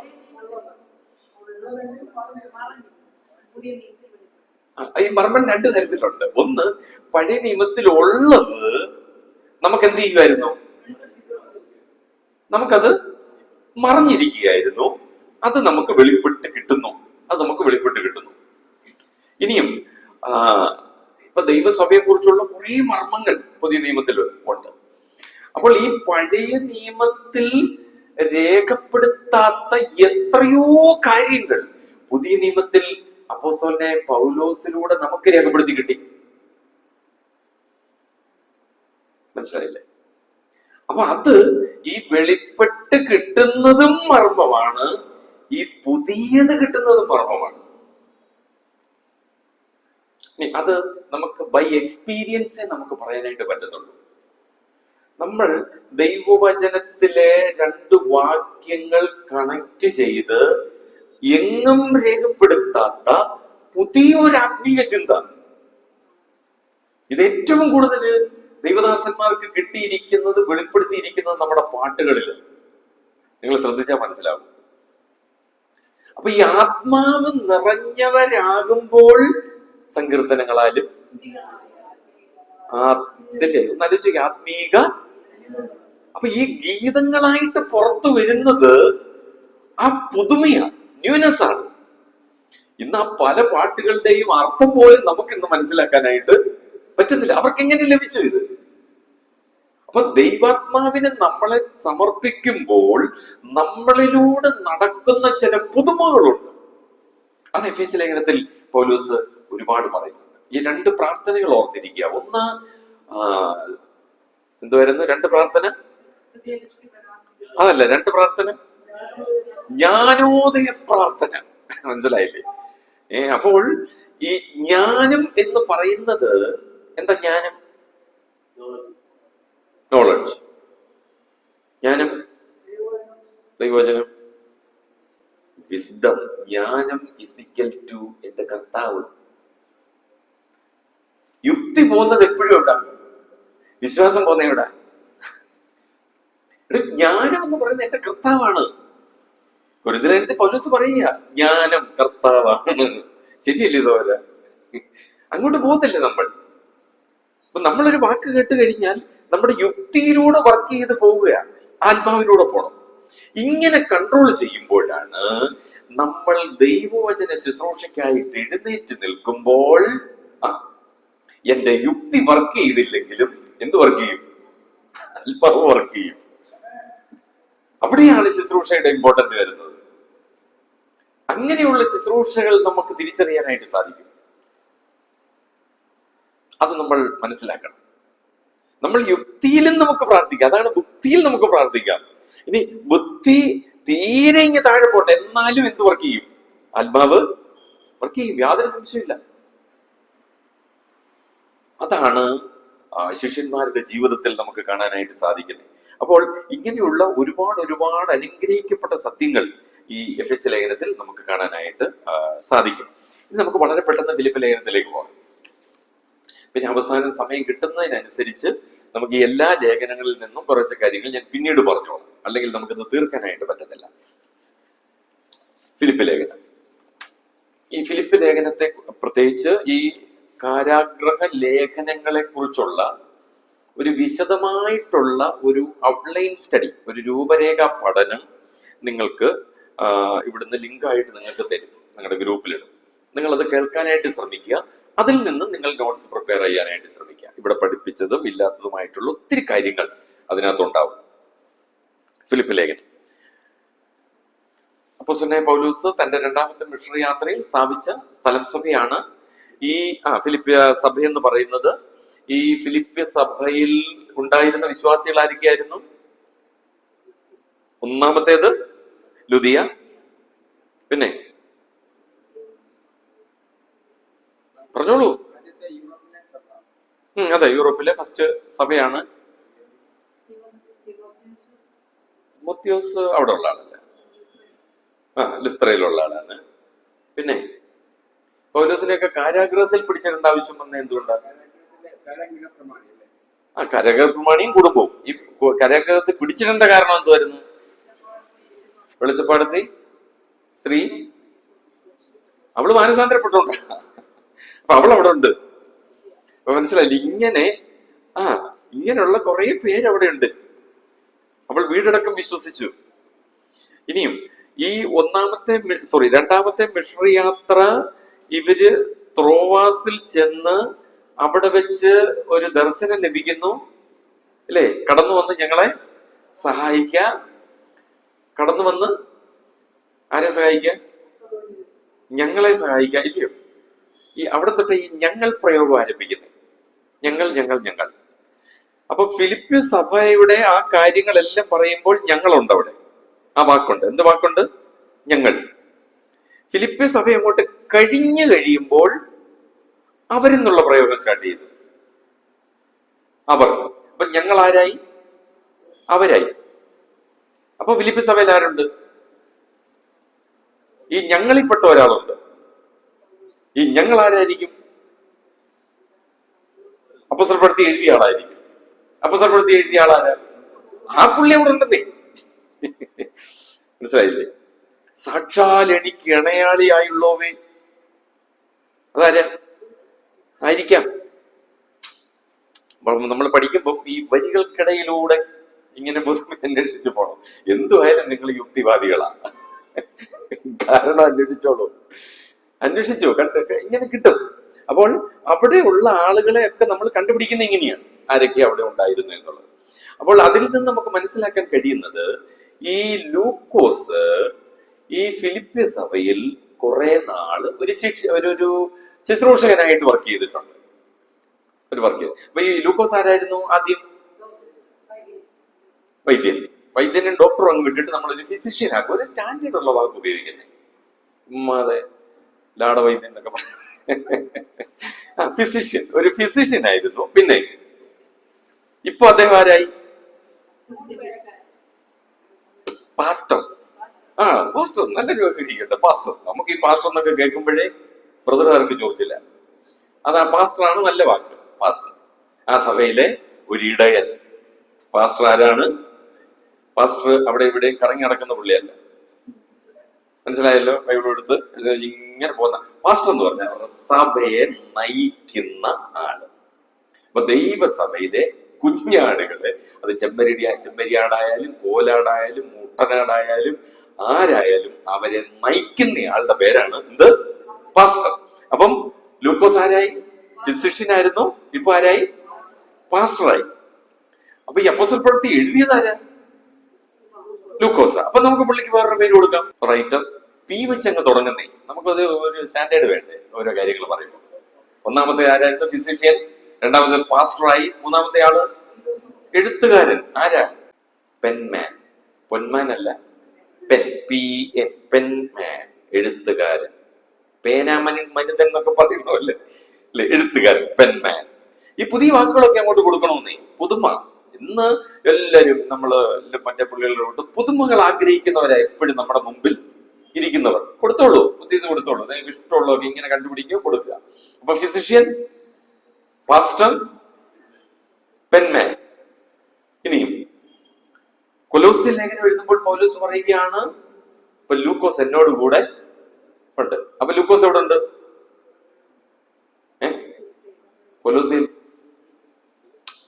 കൊലോസ്യ ലേഖനം എഴുതിയിട്ട് അവസാനം പൗലോസ് പറയുക ലൂക്കോസ് എന്നോട് കൂടെ ഉണ്ടെന്ന്. കാരാഗ്രഹത്തിലുണ്ട്. അതെവിടെ? റോമിലുണ്ട്. അപ്പൊ മനസ്സിലായി, ഇങ്ങനെ ചിന്തിച്ചു പോണം. റോമിലുണ്ട്. അപ്പം നാലാമത്തെ പേരെന്തുവാ? പ്രിസണർ. Very good, prisoner. നല്ലൊരു പ്രസംഗമായില്ലേ? ലൂക്കോസിനെ കുറിച്ച് എഴുന്നേറ്റ് സംസാരിച്ചോണോ? ഇത്രയും കാര്യങ്ങൾ, ബാക്കിയുള്ള കാര്യങ്ങളെല്ലാം നിങ്ങൾ അങ്ങ് ആഡ് ചെയ്തോ. അപ്പോൾ ഈ ലൂക്കോസ് അനേക നാളുകൾ. അപ്പം ഈ ഫിലിപ്പിയ സഭയിൽ 4-ാമത്തെ അധ്യായത്തിൽ വായിക്കുന്നു, ഈ മക്കദോന്യ സഭയിൽ നിങ്ങളല്ലാതെ വേറെ ആരും വരവ് ചെലവ് കാര്യത്തിൽ എന്നെ സഹായിച്ചില്ല. ചിലരൊക്കെ പ്രസംഗിക്കാറുണ്ട് ഈ സന്തോഷിപ്പീൻ സന്തോഷിപ്പീൻ എന്ന് 18-19 ഏറ്റവും കൂടുതൽ പറഞ്ഞിരിക്കുന്ന എവിടെ? അത് ഈ ഉപദേശിമാർക്ക് അല്ലേലും അങ്ങനെ കാശ് കിട്ടുമ്പോ കൊടുത്തില്ലെങ്കിൽ അന്നേരം അറിയാം. അങ്ങനെയൊന്നും വ്യാഖ്യാനിച്ച് കളയരുത്. അപ്പൊ ഈ മക്കദോന്യ സഭ, ഈ ഫിലിപ്പിയ സഭ പൗലോസിന് തന്റെ ശുശ്രൂഷയിൽ ഈ സഭ കൂട്ടായ്മ കാണിക്കാനുള്ള കാരണം ആരാ? ലൂക്കോസ് അവിടെ ഉള്ളത് കൊണ്ടാ. നല്ലൊരു ശുശ്രൂഷൻ അവിടെ ഉണ്ട്. അപ്പൊ ഈ മിഷണറി വേലയെ കുറിച്ച് അവരെ ധരിപ്പിക്കാനും എന്താണെന്ന് നമ്മളാണെങ്കിൽ ഒരിക്കലും കൊടുക്കരുത് കേട്ടോ. വെളിയിലൊന്നും ആർക്കും കൊടുക്കരുത്, ഉച്ചവെളിക്ക് കൊടുക്കരുത്. നിങ്ങൾ ആർക്കെങ്കിലും കൊടുക്കുന്നെങ്കിൽ ഇങ്ങോട്ടുണ്ട് എന്ന് മാത്രം പ്രസംഗിക്കരുത്. നമ്മൾ കൊടുക്കണം, മറ്റുള്ളവർക്ക് കൊടുക്കാൻ നമ്മൾ വിശ്വാസികളെ പഠിപ്പിക്കണം. കർത്താവിന്റെ വേലയ്ക്ക് വേണ്ടി കൊടുക്കാൻ വിശ്വാസികളെ യുക്തി എന്ത് ചെയ്യും? കാണിക്കയിട്ട് ഇവിടെ നമുക്ക് കൂട്ടി വെച്ച് ബാങ്കിൽ വർഷാവർഷങ്ങളിൽ ഈ വർഷം 5 ലക്ഷം ആണെങ്കിൽ അടുത്ത വർഷം 10 ലക്ഷം ഇങ്ങനെ കൂട്ടി പോണം. നോ, ദൈവസഭയ്ക്ക് കിട്ടുന്ന കാശ് കൂട്ടി വെക്കാനുള്ളതല്ല, പിന്നെ കർത്താവിന്റെ വേലയ്ക്ക് വേണ്ടി, കർത്താവിന്റെ സുവിശേഷത്തിന്റെ വ്യാപ്തിക്ക് വേണ്ടി, ദ ഫർദറൻസ് ഓഫ് ഗോസ്പൽ. ഇതാണ് ഫിലിപ്പി ലേഖനത്തിലെ വിഷയം. ഞാൻ ഈ ചങ്ങല ധരിക്കുന്നത് അത് സുവിശേഷത്തിന്റെ വ്യാപ്തിക്ക് വേണ്ടിയാണെന്നാണ് പറയുന്നത് പൗലോസ്. ഇനിയും ഫിലിപ്പി ലേഖനത്തിലേക്ക് നമ്മളൊന്ന് ഇറങ്ങി ചെല്ലാനായിട്ട് പോവുകയാണ്. ഫിലിപ്പി ലേഖനത്തിന്റെ താക്കോൽ വാക്യം എന്ന് പറയുന്നത് തന്നെ 2-ാം അധ്യായത്തിന്റെ 5-ാമത്തെ വാക്യമായിട്ട് നമുക്ക് എടുക്കാനായിട്ട് സാധിക്കും. ക്രിസ്തുയേശുവിലുള്ള ഭാവം തന്നെ നിങ്ങളിലും ഉണ്ടായിരിക്കട്ടെ. ഭാവം, ആറ്റിറ്റ്യൂഡ്. കുറച്ചുകൂടെ ഡീപ്പായിട്ട് നമ്മൾ ചിന്തിക്കുമ്പോൾ മനസ്സ്, ക്രിസ്തുവിന്റെ മനസ്സ് തന്നെ നിങ്ങളിലും ഉണ്ടായിരിക്കട്ടെ. അപ്പോൾ ഫിലിപ്പി ലേഖനത്തിൽ ഈ മനസ്സിനെ കുറിച്ചാണ് പറയുന്നത്. മനസ്സിലായി? മനസ്സ്. ഇനി നമ്മൾ ഫിലിപ്പി ലേഖനം മൊത്തം മനസ്സാണ്, മൊത്തം അങ്ങോട്ട് മനസ്സാണ്. നമുക്ക് എന്തോ പറഞ്ഞാലും നമുക്ക് എന്തില്ല? മനസ്സില്ല. പഠിക്കണമെന്ന് പറഞ്ഞാൽ മനസ്സില്ല, അസൈൻമെന്റ് എഴുതാൻ മനസ്സില്ല, ക്ലാസ്സിന് പോകാൻ മനസ്സില്ല, ഒന്നിനും മനസ്സില്ല നമുക്ക്. പക്ഷെ ഈ ഫിലിപ്പി ലേഖനത്തിലെ മനസ്സ് നമുക്കൊന്ന് നോക്കാം. മൈൻഡ്. പെട്ടെന്ന് അത് നമുക്കൊന്ന് നോക്കാം. 1-ാമത്തെ അധ്യായം ഒരു സിംഗിൾ മൈൻഡ്. 1-ാമത്തെ അധ്യായം സിംഗിൾ മൈൻഡ്, അതായത് ഒരു ഏക മനസ്സ്, ഒരു ഏകാഗ്ര മനസ്സ്. ഏക മനസ്സും മാത്രം പോരാ, അത് ഏകാഗ്ര മനസ്സായിരിക്കണം. 1-ാമത്തെ അധ്യായത്തിൽ പൗലോസ് വിശദീകരിക്കുന്നതാണ് ഏകാഗ്ര മനസ്സ്, സിംഗിൾ മൈൻഡ്. 2-ാം അധ്യായത്തിലേക്ക് വരുമ്പോൾ അതൊരു സബ്മിസീവ് മൈൻഡ് ആണ്. സബ്മിസീവ് മീൻസ് ഒരു സമർപ്പിക്കപ്പെട്ട മനസ്സ്. ഒന്ന് ഏക മനസ്സ് അല്ലെങ്കിൽ ഏകാഗ്ര മനസ്സ്, രണ്ടാമത്തേത് സബ്മിസീവ് മൈൻഡ്, സമർപ്പിക്കപ്പെട്ട മനസ്സ്. 3-ാമത്തെ അധ്യായത്തിലേക്ക് വരുമ്പോൾ സ്പിരിച്വൽ മൈൻഡ്, ഒരാത്മീക മനസ്സ്. സ്പിരിച്വൽ മൈൻഡ്, ആത്മീക മനസ്സ്, ഇതെല്ലാം നമുക്ക് വേണം കേട്ടോ, ഒരു ദൈവ പൈതലിന് വേണം. Spiritual mind. നാലാമത്തെ അധ്യായം ഒരു സെക്യൂർ മൈൻഡ് നമുക്കുണ്ടായിരിക്കണം. സെക്യൂർ മൈൻഡ്, ദാറ്റ് മീൻസ് സുരക്ഷിതമായ ഒരു മനസ്സ്, ഉറപ്പുള്ള ഒരു മനസ്സ്. സെക്യൂർ മൈൻഡ്, സുരക്ഷിതമായ ഒരു മനസ്സ്. അപ്പൊ മനസ്സിന്റെ 4 തലങ്ങളാണ് 4 അധ്യായങ്ങൾ. ഒന്ന് ഏകാഗ്ര മനസ്സ്. അതിനാണ് ഞാൻ നേരത്തെ ഒരു വാക്ക് ഉപയോഗിച്ചു. നമ്മുടെ ക്രിസ്തീയ ജീവിതത്തിൽ എന്തുണ്ടാവണം? ദിശാബോധം ഉണ്ടാകണമെങ്കിൽ നമുക്ക് എന്തു വേണം? ഏകാഗ്രത ഉണ്ടാവണം, ഏകാഗ്ര മനസ്സുണ്ടാകണം.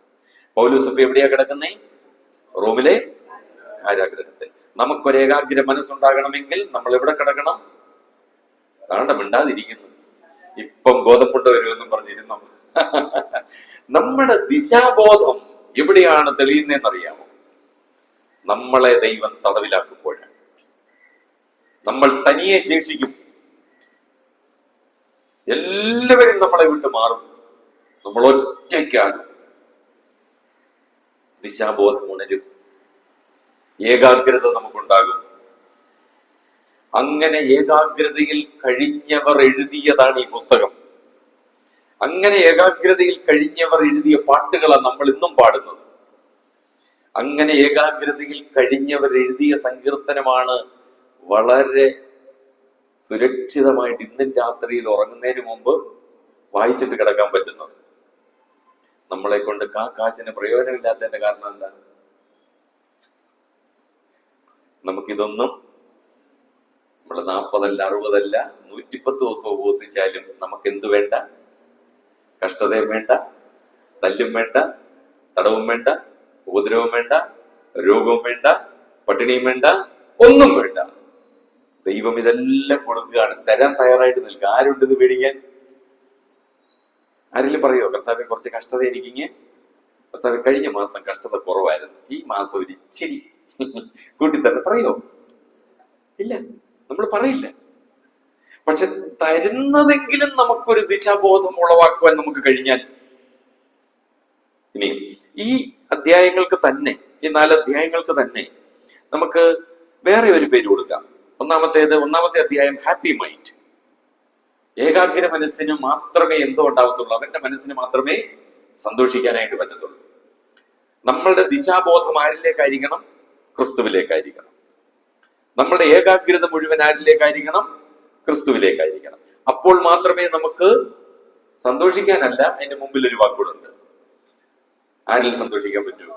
കർത്താവിൽ സന്തോഷിക്കാനാണ്. അതാണ് പൗലോസ് പറയുന്നത്. നിങ്ങൾ കേവലം സന്തോഷിക്കണമെന്നല്ല, നിങ്ങൾ ആരിൽ സന്തോഷിക്കണം? കർത്താവിൽ. അപ്പൊ നമ്മളുടെ ചിന്ത, നമ്മുടെ ദിശ ഇതെല്ലാം കർത്താവിലായിരിക്കണം. കർത്താവിനെ നമ്മൾ ഏകാഗ്രമാക്കണം. ഇതാണ് നമ്മുടെ ധ്യാനം. ആ കർത്താവിനോടുള്ള ഏകാഗ്രത, നിർമ്മലത. ഇനി അപ്പോസ്തലൻ പൗലോസ് കൊരിന്ത്യർക്ക് ലേഖനം എഴുതുമ്പോൾ പൗലോസ് പറയാൻ, നമ്മൾ ഈ കല്യാണ ഉറപ്പിനൊക്കെ കേട്ടിട്ടുള്ള ഒരു പ്രസംഗം ഉണ്ടല്ലോ, ക്രിസ്തു എന്ന ഏകപുരുഷനെ കന്യകയായി ഏൽപ്പിപ്പാൻ ഞാൻ നിങ്ങളെ വിവാഹ നിശ്ചയം ചെയ്തിരിക്കുന്നു. വേറെ ഒറ്റ വാക്യം പോലും ഉറപ്പിനാരും വായിച്ച പ്രസംഗിക്കാറില്ല, ഇതേ വായിക്കത്തുള്ളൂ. അത് കഴിഞ്ഞിട്ട് പറയുകയാണ്, ക്രിസ്തുവിനോടുള്ള ഏകാഗ്രതയും നിർമ്മലതയും വിട്ട് വഷളായി പോകുമോ എന്ന് ഞാൻ. ആര് വഷളായി പോകുന്നു? ഞാനോ എന്റെ മനസ്സോ? എന്റെ മനസ്സ്. കണ്ടു കഴിഞ്ഞാൽ നമുക്ക് ഒരു കുഴപ്പമില്ല, ഉണ്ടോ? ഇല്ല. എന്ത് കൂട്ടപ്പനായിട്ടാ ഞായറാഴ്ച രാവിലെ വരുന്നേ. അല്ലെ, കഞ്ഞിവെള്ളം നമ്മള് കാടിയാക്കി മുക്കി തേച്ച് വടി പോലെ ഉടുപ്പൊക്കെ ആക്കി അങ്ങോട്ട് വരുന്ന കണ്ടു കഴിഞ്ഞാൽ എന്തോ ഏകാഗ്രതയാ, എന്തോ ഇല്ല നിർമ്മലതയാ. പക്ഷെ നമ്മുടെ മനസ്സെങ്ങനെ? ഓക്കെ, അപ്പൊ ഒന്നാമത്തെ അധ്യായം ഹാപ്പി മൈൻഡ്. രണ്ടാമത്തെ അധ്യായം ഹംബിൾ മൈൻഡ്. ഹാപ്പി മൈൻഡിന് നല്ലൊരു മലയാളം വേർഡ് സന്തോഷമുള്ളവൻ. ആ സന്തോഷം വിട്ടിട്ട് വേറെ ഏതെങ്കിലും നല്ല നല്ല സാഹിത്യമൊക്കെ ഉള്ള അറിയാവുന്ന അച്ഛനൊക്കെ ഇവിടെ ഇരിപ്പുണ്ട്. അല്ല, ഹാപ്പിക്ക് സന്തുഷ്ട മനസ്സ്, അല്ലെ? അങ്ങനെയൊക്കെയുള്ള വാക്കുകൾ ഉപയോഗിക്കുക. സന്തുഷ്ട മനസ്സ്. ഇനി രണ്ടാമത്തെ അധ്യായം ഹംബിൾ മൈൻഡ്. ഹംബിൾ മൈൻഡ് അതായത് ഹംബിൾ മൈൻഡ്, താഴ്മയുള്ള മനസ്സ്. താഴ്മയുള്ള മനസ്സ്. നിങ്ങൾക്ക് ഇഷ്ടമുള്ള വാക്കുകളൊക്കെ ഡിക്ഷണറിയിൽ നിന്ന് നിങ്ങൾക്ക് തപ്പി ഉപയോഗിക്കാം കേട്ടോ. മൂന്നാമത്തെ അധ്യായത്തിലേക്ക് വരുമ്പോൾ ഒരു ഹെവൻലി മൈൻഡ്, ഒരു സ്വർഗീയ മനസ്സ് നമുക്കുണ്ടാവണം. ഹെവൻലി മൈൻഡ്, ഒരു സ്വർഗീയ മനസ്സ്. അപ്പൊ ഓരോ അധ്യായങ്ങളും എന്തുവാ, കാച്ചിക്കുറുക്കിയെടുത്ത വാക്കുകളായത്. ഓരോ അധ്യായത്തിലും പറഞ്ഞിരിക്കുന്ന കാര്യങ്ങളെ എല്ലാം നമ്മളൊന്ന് എക്സ്ട്രാക്ട് ചെയ്തെടുത്തു കഴിഞ്ഞാൽ നമുക്ക് കിട്ടുന്ന വാക്കാണ് ഇതൊക്കെ. ഇവിടുന്ന് അങ്ങോട്ട് പോകണം നിങ്ങൾ. Heavenly mind. നാലാമത്തേതിന് എന്ത് പേര് പറയാൻ പറ്റും? Happy, humble, heavenly. മറ്റെന്തായിരുന്നു? സെക്യൂർ മൈൻഡ് അല്ലേ? സുരക്ഷിതമായി. ഒരു സെക്യൂർ മൈൻഡ് നമുക്ക് ലഭിക്കണമെങ്കിൽ നമ്മളുടെ മനസ്സ് എന്താവണം? എച്ചു വെച്ച് തുടങ്ങിക്കും. പുറകെ ഇങ്ങോട്ട് വരട്ടെ. ചിന്തിക്കുന്ന ആളുകളൊക്കെ പുറയിലായിരിക്കുന്നത്. ഇരിക്കുന്നവര് ചിന്തിക്കുന്നില്ലെന്നല്ല കേട്ടോ. ഉത്തരം എപ്പോഴും വരുന്നേ അവിടുന്ന്. പറഞ്ഞോളൂ. Holy mind.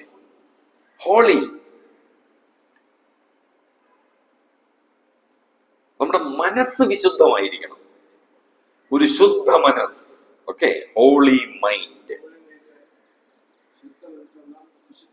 എന്ത് വേണമെങ്കിലും എഴുതിക്കും. ഷൂവോ വിയോ. ഹോളി മൈൻഡ്, ഒരു വിശുദ്ധമായ ഒരു മനസ്സ്. Holy mind. അപ്പൊ ഇതിനു വേണ്ടി ഇതിനെ നമുക്കൊന്ന് ഇച്ചിരി ഒന്നൊന്ന് വിപുലപ്പെടുത്താൻ പോവാണ്. ഇതിനെ ഒന്നുകൂടെ വിപുലപ്പെടുത്തി നമുക്കൊന്ന് ചിന്തിക്കാനായിട്ട് പോവുകയാണ്. അപ്പം ഒരു ഹാപ്പി മൈൻഡ് അല്ലെങ്കിൽ ഒരു സിംഗിൾ മൈൻഡ്, ഏകാഗ്ര മനസ്സ് പൗലോസ് പറയുമ്പോൾ അവിടെ 3 കൂട്ടം കാര്യങ്ങൾ പൗലോസ് കൊണ്ടുവരികയാണ്. 3 കൂട്ടം കാര്യങ്ങൾ. ഒന്ന് ഫെലോഷിപ്പ്, കൂട്ടായ്മ. നമുക്ക് ഈ കൂട്ടായ്മ എന്ന് പറഞ്ഞാൽ ആകെ അറിയാവുന്നത് ഈ കൈക്കകത്ത് മടക്കി ചുറ്റി തരുന്ന ഒരു സാധനത്തിനാണ്. എനിക്കിന്ന് ഒരു കൂട്ടായ്മയും ഇല്ലേ?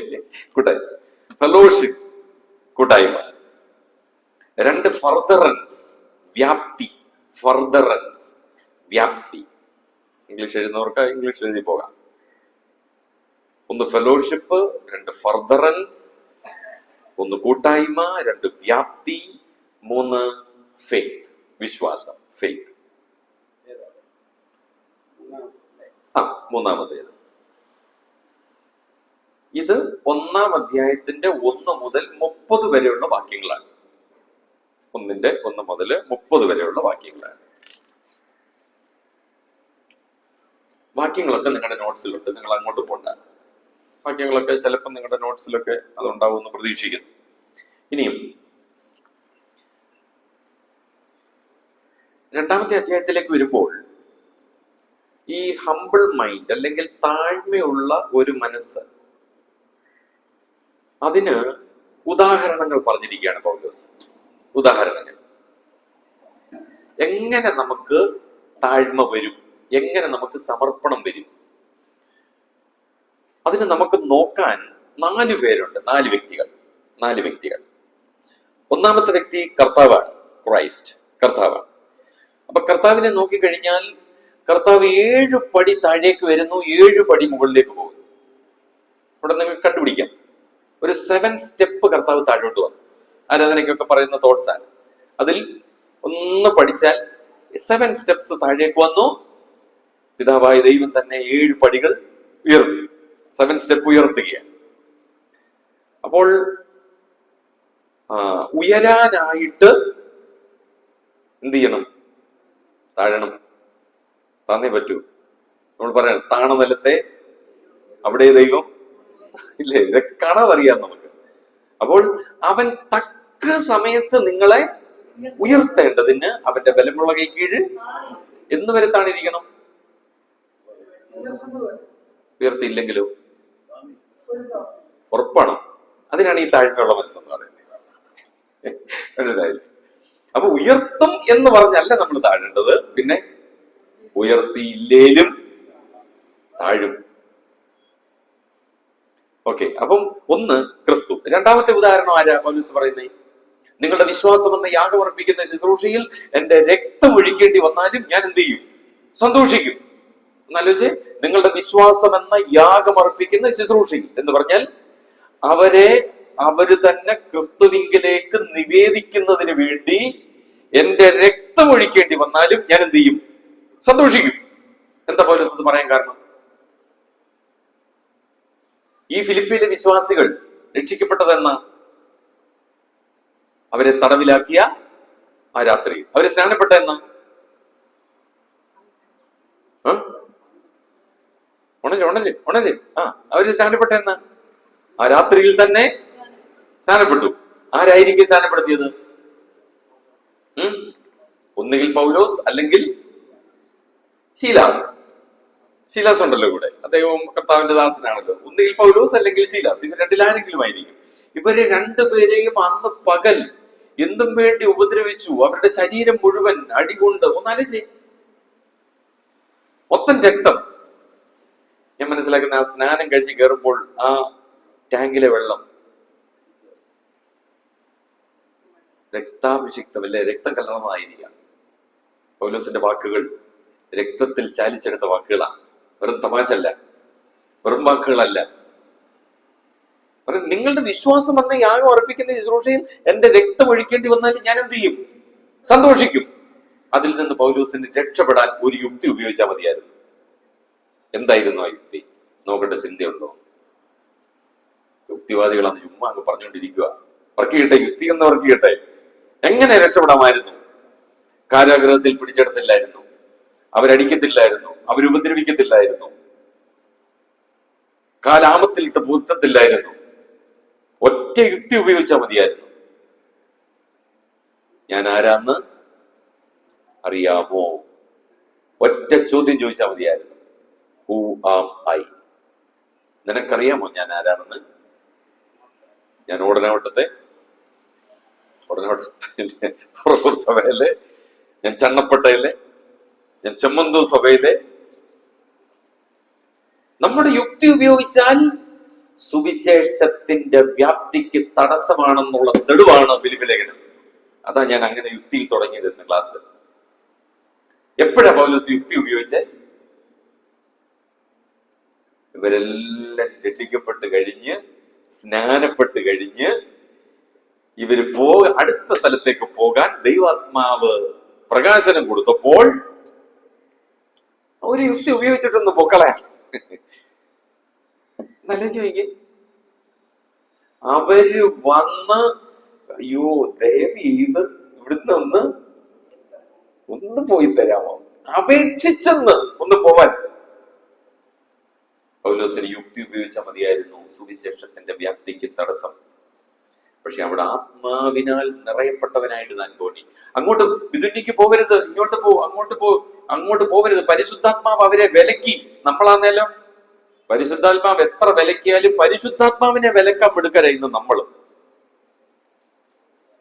പക്ഷെ എന്തുകൊണ്ടാ നമ്മളന്ന് പറയൂ, ഇത്രയും ദൂരം നടന്ന് കഷ്ടപ്പെട്ട് ഈ വിതുന്യ വരെ വന്നിട്ട് ഇവിടെ പ്രസംഗിച്ചില്ല, അവിടെ പ്രസംഗിച്ചില്ല. നേരെ പോകാൻ പറഞ്ഞു. എവിടെ? ഫിലിപ്പിയിലോട്ട് പോകാൻ പറഞ്ഞു. ഫിലിപ്പിയിലോട്ട് പോയി സുവിശേഷം പ്രസംഗിച്ചു, രക്ഷിക്കപ്പെട്ടു. ആദ്യം ലുദിയ, അവൾ എവിടുത്തെ കാര്യ? അങ്ങോട്ട് പോണ്ടെന്നാ പരിശുദ്ധാത്മാ പറഞ്ഞേ. എവിടെ പോണ്ടെന്ന്? ഈ പറഞ്ഞ സ്ഥലം തുയതയ. ആ ദേശത്തോട്ട് നീ പോണ്ട. നീ അവിടെ പോയാൽ പ്രസംഗിക്കുമ്പോൾ രക്ഷിക്കപ്പെടേണ്ട ആൾ ഇപ്പൊ എവിടെ ഇരിപ്പുണ്ട്? ഫിലിപ്പിയിൽ ഇരിപ്പുണ്ടെന്ന്. ഗോ. ആർക്കറിയാം? പരിശുദ്ധാത്മാവിന് അറിയാം. യുക്തി പ്രയോഗിക്കരുത്, ആത്മാവിന് കീഴ്പ്പെട്ടാൽ മതി. രക്ഷിക്കപ്പെടുന്ന ആള് എവിടെ ഇരിപ്പുണ്ടെന്ന് ചിന്തിച്ചു നോക്കി. ഇത് നമ്മൾ യുക്തിയിൽ നിന്ന് കിട്ടുന്നതല്ല, വിശ്വാസത്തിൽ നിന്ന് കിട്ടുന്ന. ഇത് വിശ്വസിക്കണം. ആദ്യം ബൈബിള് വിശ്വസിക്കണം. ഇത് ദൈവത്തിന്റെ വചനമാണെന്നും ഇതിന് യാതൊരു അപ്രമാദിത്വം, ഇഗ്നോറൻസി, അതിൽ ഒരു തെറ്റുമില്ലെന്ന് ഞാൻ വിശ്വസിക്കുന്നു. ഇത് ദൈവത്തിന്റെ വചനമാണ്. അങ്ങനെയുള്ളവർക്ക് ഇത് തെളിയിച്ചു തരാൻ ദൈവം റെഡിയായിട്ട് നിൽക്കുകയാണ്. നിങ്ങൾ അങ്ങനെ വിശ്വസിക്കുന്നവരായിരിക്കണം. ദൈവവചനത്തെ, കർത്താവിനെ അങ്ങനെ വിശ്വസിക്കുന്നവരായിരിക്കണം. അപ്പോഴാണ് കർത്താവ് നമ്മുടെ ജീവിതത്തിലൂടെ പ്രവർത്തിക്കുന്നത്. അപ്പോൾ പൗലോസ് പറയുകയാണ്, സുവിശേഷത്തിന്റെ വ്യാപ്തിക്ക് വേണ്ടി കൂട്ടായ്മ, വിശ്വാസം, ഇതെല്ലാം നമ്മളുടെ മനസ്സിനെ ഏകാഗ്രമാക്കി ക്രിസ്തുവിലേക്ക് കൊണ്ടുപോവുകയാണ്. രണ്ടാം അധ്യായത്തിലേക്ക് വരുമ്പോൾ ഉദാഹരണങ്ങൾ പറയുകയാണ്. ഒന്ന്, ക്രിസ്തു എങ്ങനെ ഏകാഗ്രമായിരുന്നു. രണ്ട്, പൗലോസ് എങ്ങനെ ഏകാഗ്രമായിരുന്നു സുവിശേഷത്തിന് വേണ്ടി, കർത്താവിന് വേണ്ടി. അവിടെ നിന്നിട്ടൊരു കാര്യം പറയാൻ ആഗ്രഹിക്കുക. നമ്മളെപ്പോഴും ഈ പൗലോസിനെ, പത്രോസിനെ, കർത്താവിന്, ഇവരെല്ലാം ഉദാഹരണം പറയുന്നുണ്ടല്ലോ. അതിലൊരു ഉദാഹരണമായിരിക്കണം ആര്? നമ്മൾ. ക്രിസ്തുവിനെ ഉദാഹരിച്ച് കാണിക്കുക. എങ്ങനെ താഴ്മയുള്ള മനസ്സ് നിങ്ങൾക്ക് ഉണ്ടാവണം. പൗലോസ് രണ്ടാമത് പറയേണ്ടത് ആരെയാണ്? നമ്മളായിരുന്നേ ആരെ പറഞ്ഞേനെ? സൈമൺ സാറിനെ പറഞ്ഞേനെ? ഇല്ല, അല്ലെ എം വി ചെറിയ സാറിനെ പറഞ്ഞേനെ? അതൊക്കെ അല്ലെ നമ്മുടെ വല്യപ്പച്ചനെ പറഞ്ഞേനെ? അല്ലെ, പറയത്തില്ലേ? പക്ഷെ രണ്ടാമത് പറയേണ്ടത് ആരാ? ഞാനും നിങ്ങളും ആയിരിക്കണം. ഒന്ന് ശീലിച്ചേ. നമ്മുടെ പ്രസംഗത്തിൽ, നമ്മുടെ പഠിപ്പീരിൽ, നമ്മുടെ ജീവിതത്തിൽ നമ്മളൊന്ന് പ്രാക്ടീസ് ചെയ്ത് നോക്കിയേ. ഇപ്പൊ ഞാൻ ഇവിടെ നിന്ന് പറയാം, നിങ്ങൾ കർത്താവിന്റെ നാമത്തിന് വേണ്ടി കൊടുക്കണം. ഉദാഹരണം ആരായിരിക്കണം? ഞാനായിരിക്കണം. നിങ്ങൾ പ്രാർത്ഥിക്കുന്നവരായിരിക്കണം. ഉദാഹരണം ആരായിരിക്കണം? ഞാനായിരിക്കും. നമ്മൾ പറഞ്ഞില്ലെങ്കിൽ പോലും എന്റെ മനസാക്ഷി എനിക്കൊരു സാക്ഷിയായിരിക്കണം. മനസാക്ഷിയായിരിക്കും. അപ്പൊ പൗലോസ് എപ്പോഴും തന്റെ മനസാക്ഷിയെ സാക്ഷ്യം നിർത്തിയാണ് ഈ കാര്യങ്ങൾ പറയുന്നത്. അപ്പോൾ ഒന്ന്, രണ്ടാമത്തെ ഉദാഹരണം അപ്പോസ്തലനായ പൗലോസ്. മൂന്നാമത്തെ ഉദാഹരണം തിമോത്തിയോസ്. ഓക്കെ, ഒന്നാമത്തേത് ക്രിസ്തു, രണ്ടാമത്തെ പൗലോസ്, മൂന്നാമത്തെ ആരാണ്? തിമോത്തിയോസ്. അതിൽ നിന്ന് നമുക്ക് ലഭിക്കുന്ന പാഠം എന്താ? മൂന്നാമത് നമ്മൾക്കെടുത്ത് കാണിക്കാൻ ഞാൻ മുഖാന്തരം സുവിശേഷം കേട്ട് രക്ഷിക്കപ്പെട്ട ഒരു ദൈവപൈതൽ എനിക്ക് ഉണ്ടായിരിക്കണം. ഇവിടെ കിട്ടിയോ പറയുന്നത്? ധ്യാനമാണ്. ധ്യാന ചിന്ത പോലെ പോട്ടെ. നിങ്ങൾ എങ്ങനെ ചിന്തിക്കണമെന്ന് അങ്ങോട്ട് ഇട്ടു തരിക. ഒന്ന് ക്രിസ്തു, രണ്ട് ഞാൻ, മൂന്ന് ഞാൻ മുഖാന്തരം സുവിശേഷ വേദിയിലേക്ക് വന്ന ഒരാള്. അടുത്തത് ആരാണ്? എപ്പഫ്രാദിത്തോസ്. ഇത്രയും ഉദാഹരണങ്ങൾ അപ്പോസ്തലനായ പൗലോസ് എടുത്ത് കാണിക്കുകയാണ്. അതെങ്ങനെയാണ് അതിന്റെ യാത്ര? നമുക്ക് താഴ്മയുള്ള മനസ്സുണ്ടായിരിക്കണമെങ്കിൽ നമുക്ക് ദിശാബോധം ഉണ്ടായിരിക്കണം. നമുക്കൊരു ഏകാഗ്ര മനസ്സുണ്ടായിരിക്കണം. ഒന്ന്, എന്റെ കർത്താവിനെ കാണേണ്ടതുപോലെ കാണുവാൻ. റോമാലേഖനം 12 വരാം. അതുകൊണ്ട് സഹോദരന്മാരെ, നിങ്ങൾ നിങ്ങളെ തന്നെ നിവേദിക്കണം. ഏതുകൊണ്ട്? 11 അധ്യായം ഏറ്റവും ഒടുവിലത്തെ 3 വാക്യങ്ങൾ. ദൈവത്തിന്റെ ഡോക്സോളജി കഴിഞ്ഞ ദിവസം ഞാൻ പറഞ്ഞല്ലോ. അപ്പൊ ദൈവത്തിന്റെ മഹത്വം കണ്ടു കഴിഞ്ഞാൽ നമ്മൾ നമ്മളെ തന്നെ എന്ത് ചെയ്യും? സമർപ്പിക്കും. യെശയ്യാവ് ദൈവത്തിന്റെ മഹത്വം കണ്ടപ്പോൾ അടിയൻ ഇതാ. അപ്പൊ ദൈവത്തിന്റെ മഹത്വം നമ്മൾ ദർശിക്കുമ്പോൾ, ഏകാഗ്രതയോടെ കർത്താവിനെ നമ്മൾ കണ്ടു കഴിയുമ്പോൾ നമ്മൾ നമ്മളെ തന്നെ എന്ത് ചെയ്യും? സമർപ്പിക്കും. ഇനിയും മൂന്നാമത്തെ അധ്യായത്തിലേക്ക് വരുമ്പോൾ മൂല്യം, ശൈലി, ദർശനം. 3 കാര്യങ്ങൾ. മൂല്യം, ശൈലി, ദർശനം. വാല്യൂസ്. മൂല്യത്തിന് പറയുന്ന വാല്യൂസ്. നോട്ട്സിലൊന്നും ഇല്ലതെ. രണ്ടാമത്തേത് ശൈലി, വിഗർ. VIGOR, വിഗർ, ശൈലി. ദർശനം എന്താണ്? വിഷൻ. അല്ല, വി വെച്ചാണ്. Value, vigour, vision. മൂല്യം, ശൈലി, ദർശനം. അതിന്റെ തൊട്ട് മുമ്പിൽ ഒരു ന്യൂ അങ്ങ് ചേർത്തേരെ. New value, new vigour, new vision. പുതിയ മൂല്യം, പുതിയ ശൈലി, പുതിയ ദർശനം. എഫേസ്യ ലേഖനത്തിൽ മാത്രമല്ല പുതുമ, ഫിലിപ്പ് ലേഖനത്തിൽ. അപ്പൊ കാരാഗ്രഹത്തിൽ നിന്ന് ഉയരുന്ന പുതുമകൾ വാക്കുകളിലൂടെ കർത്താവ് സഹായിക്കട്ടെ. പ്രാർത്ഥിക്കാം.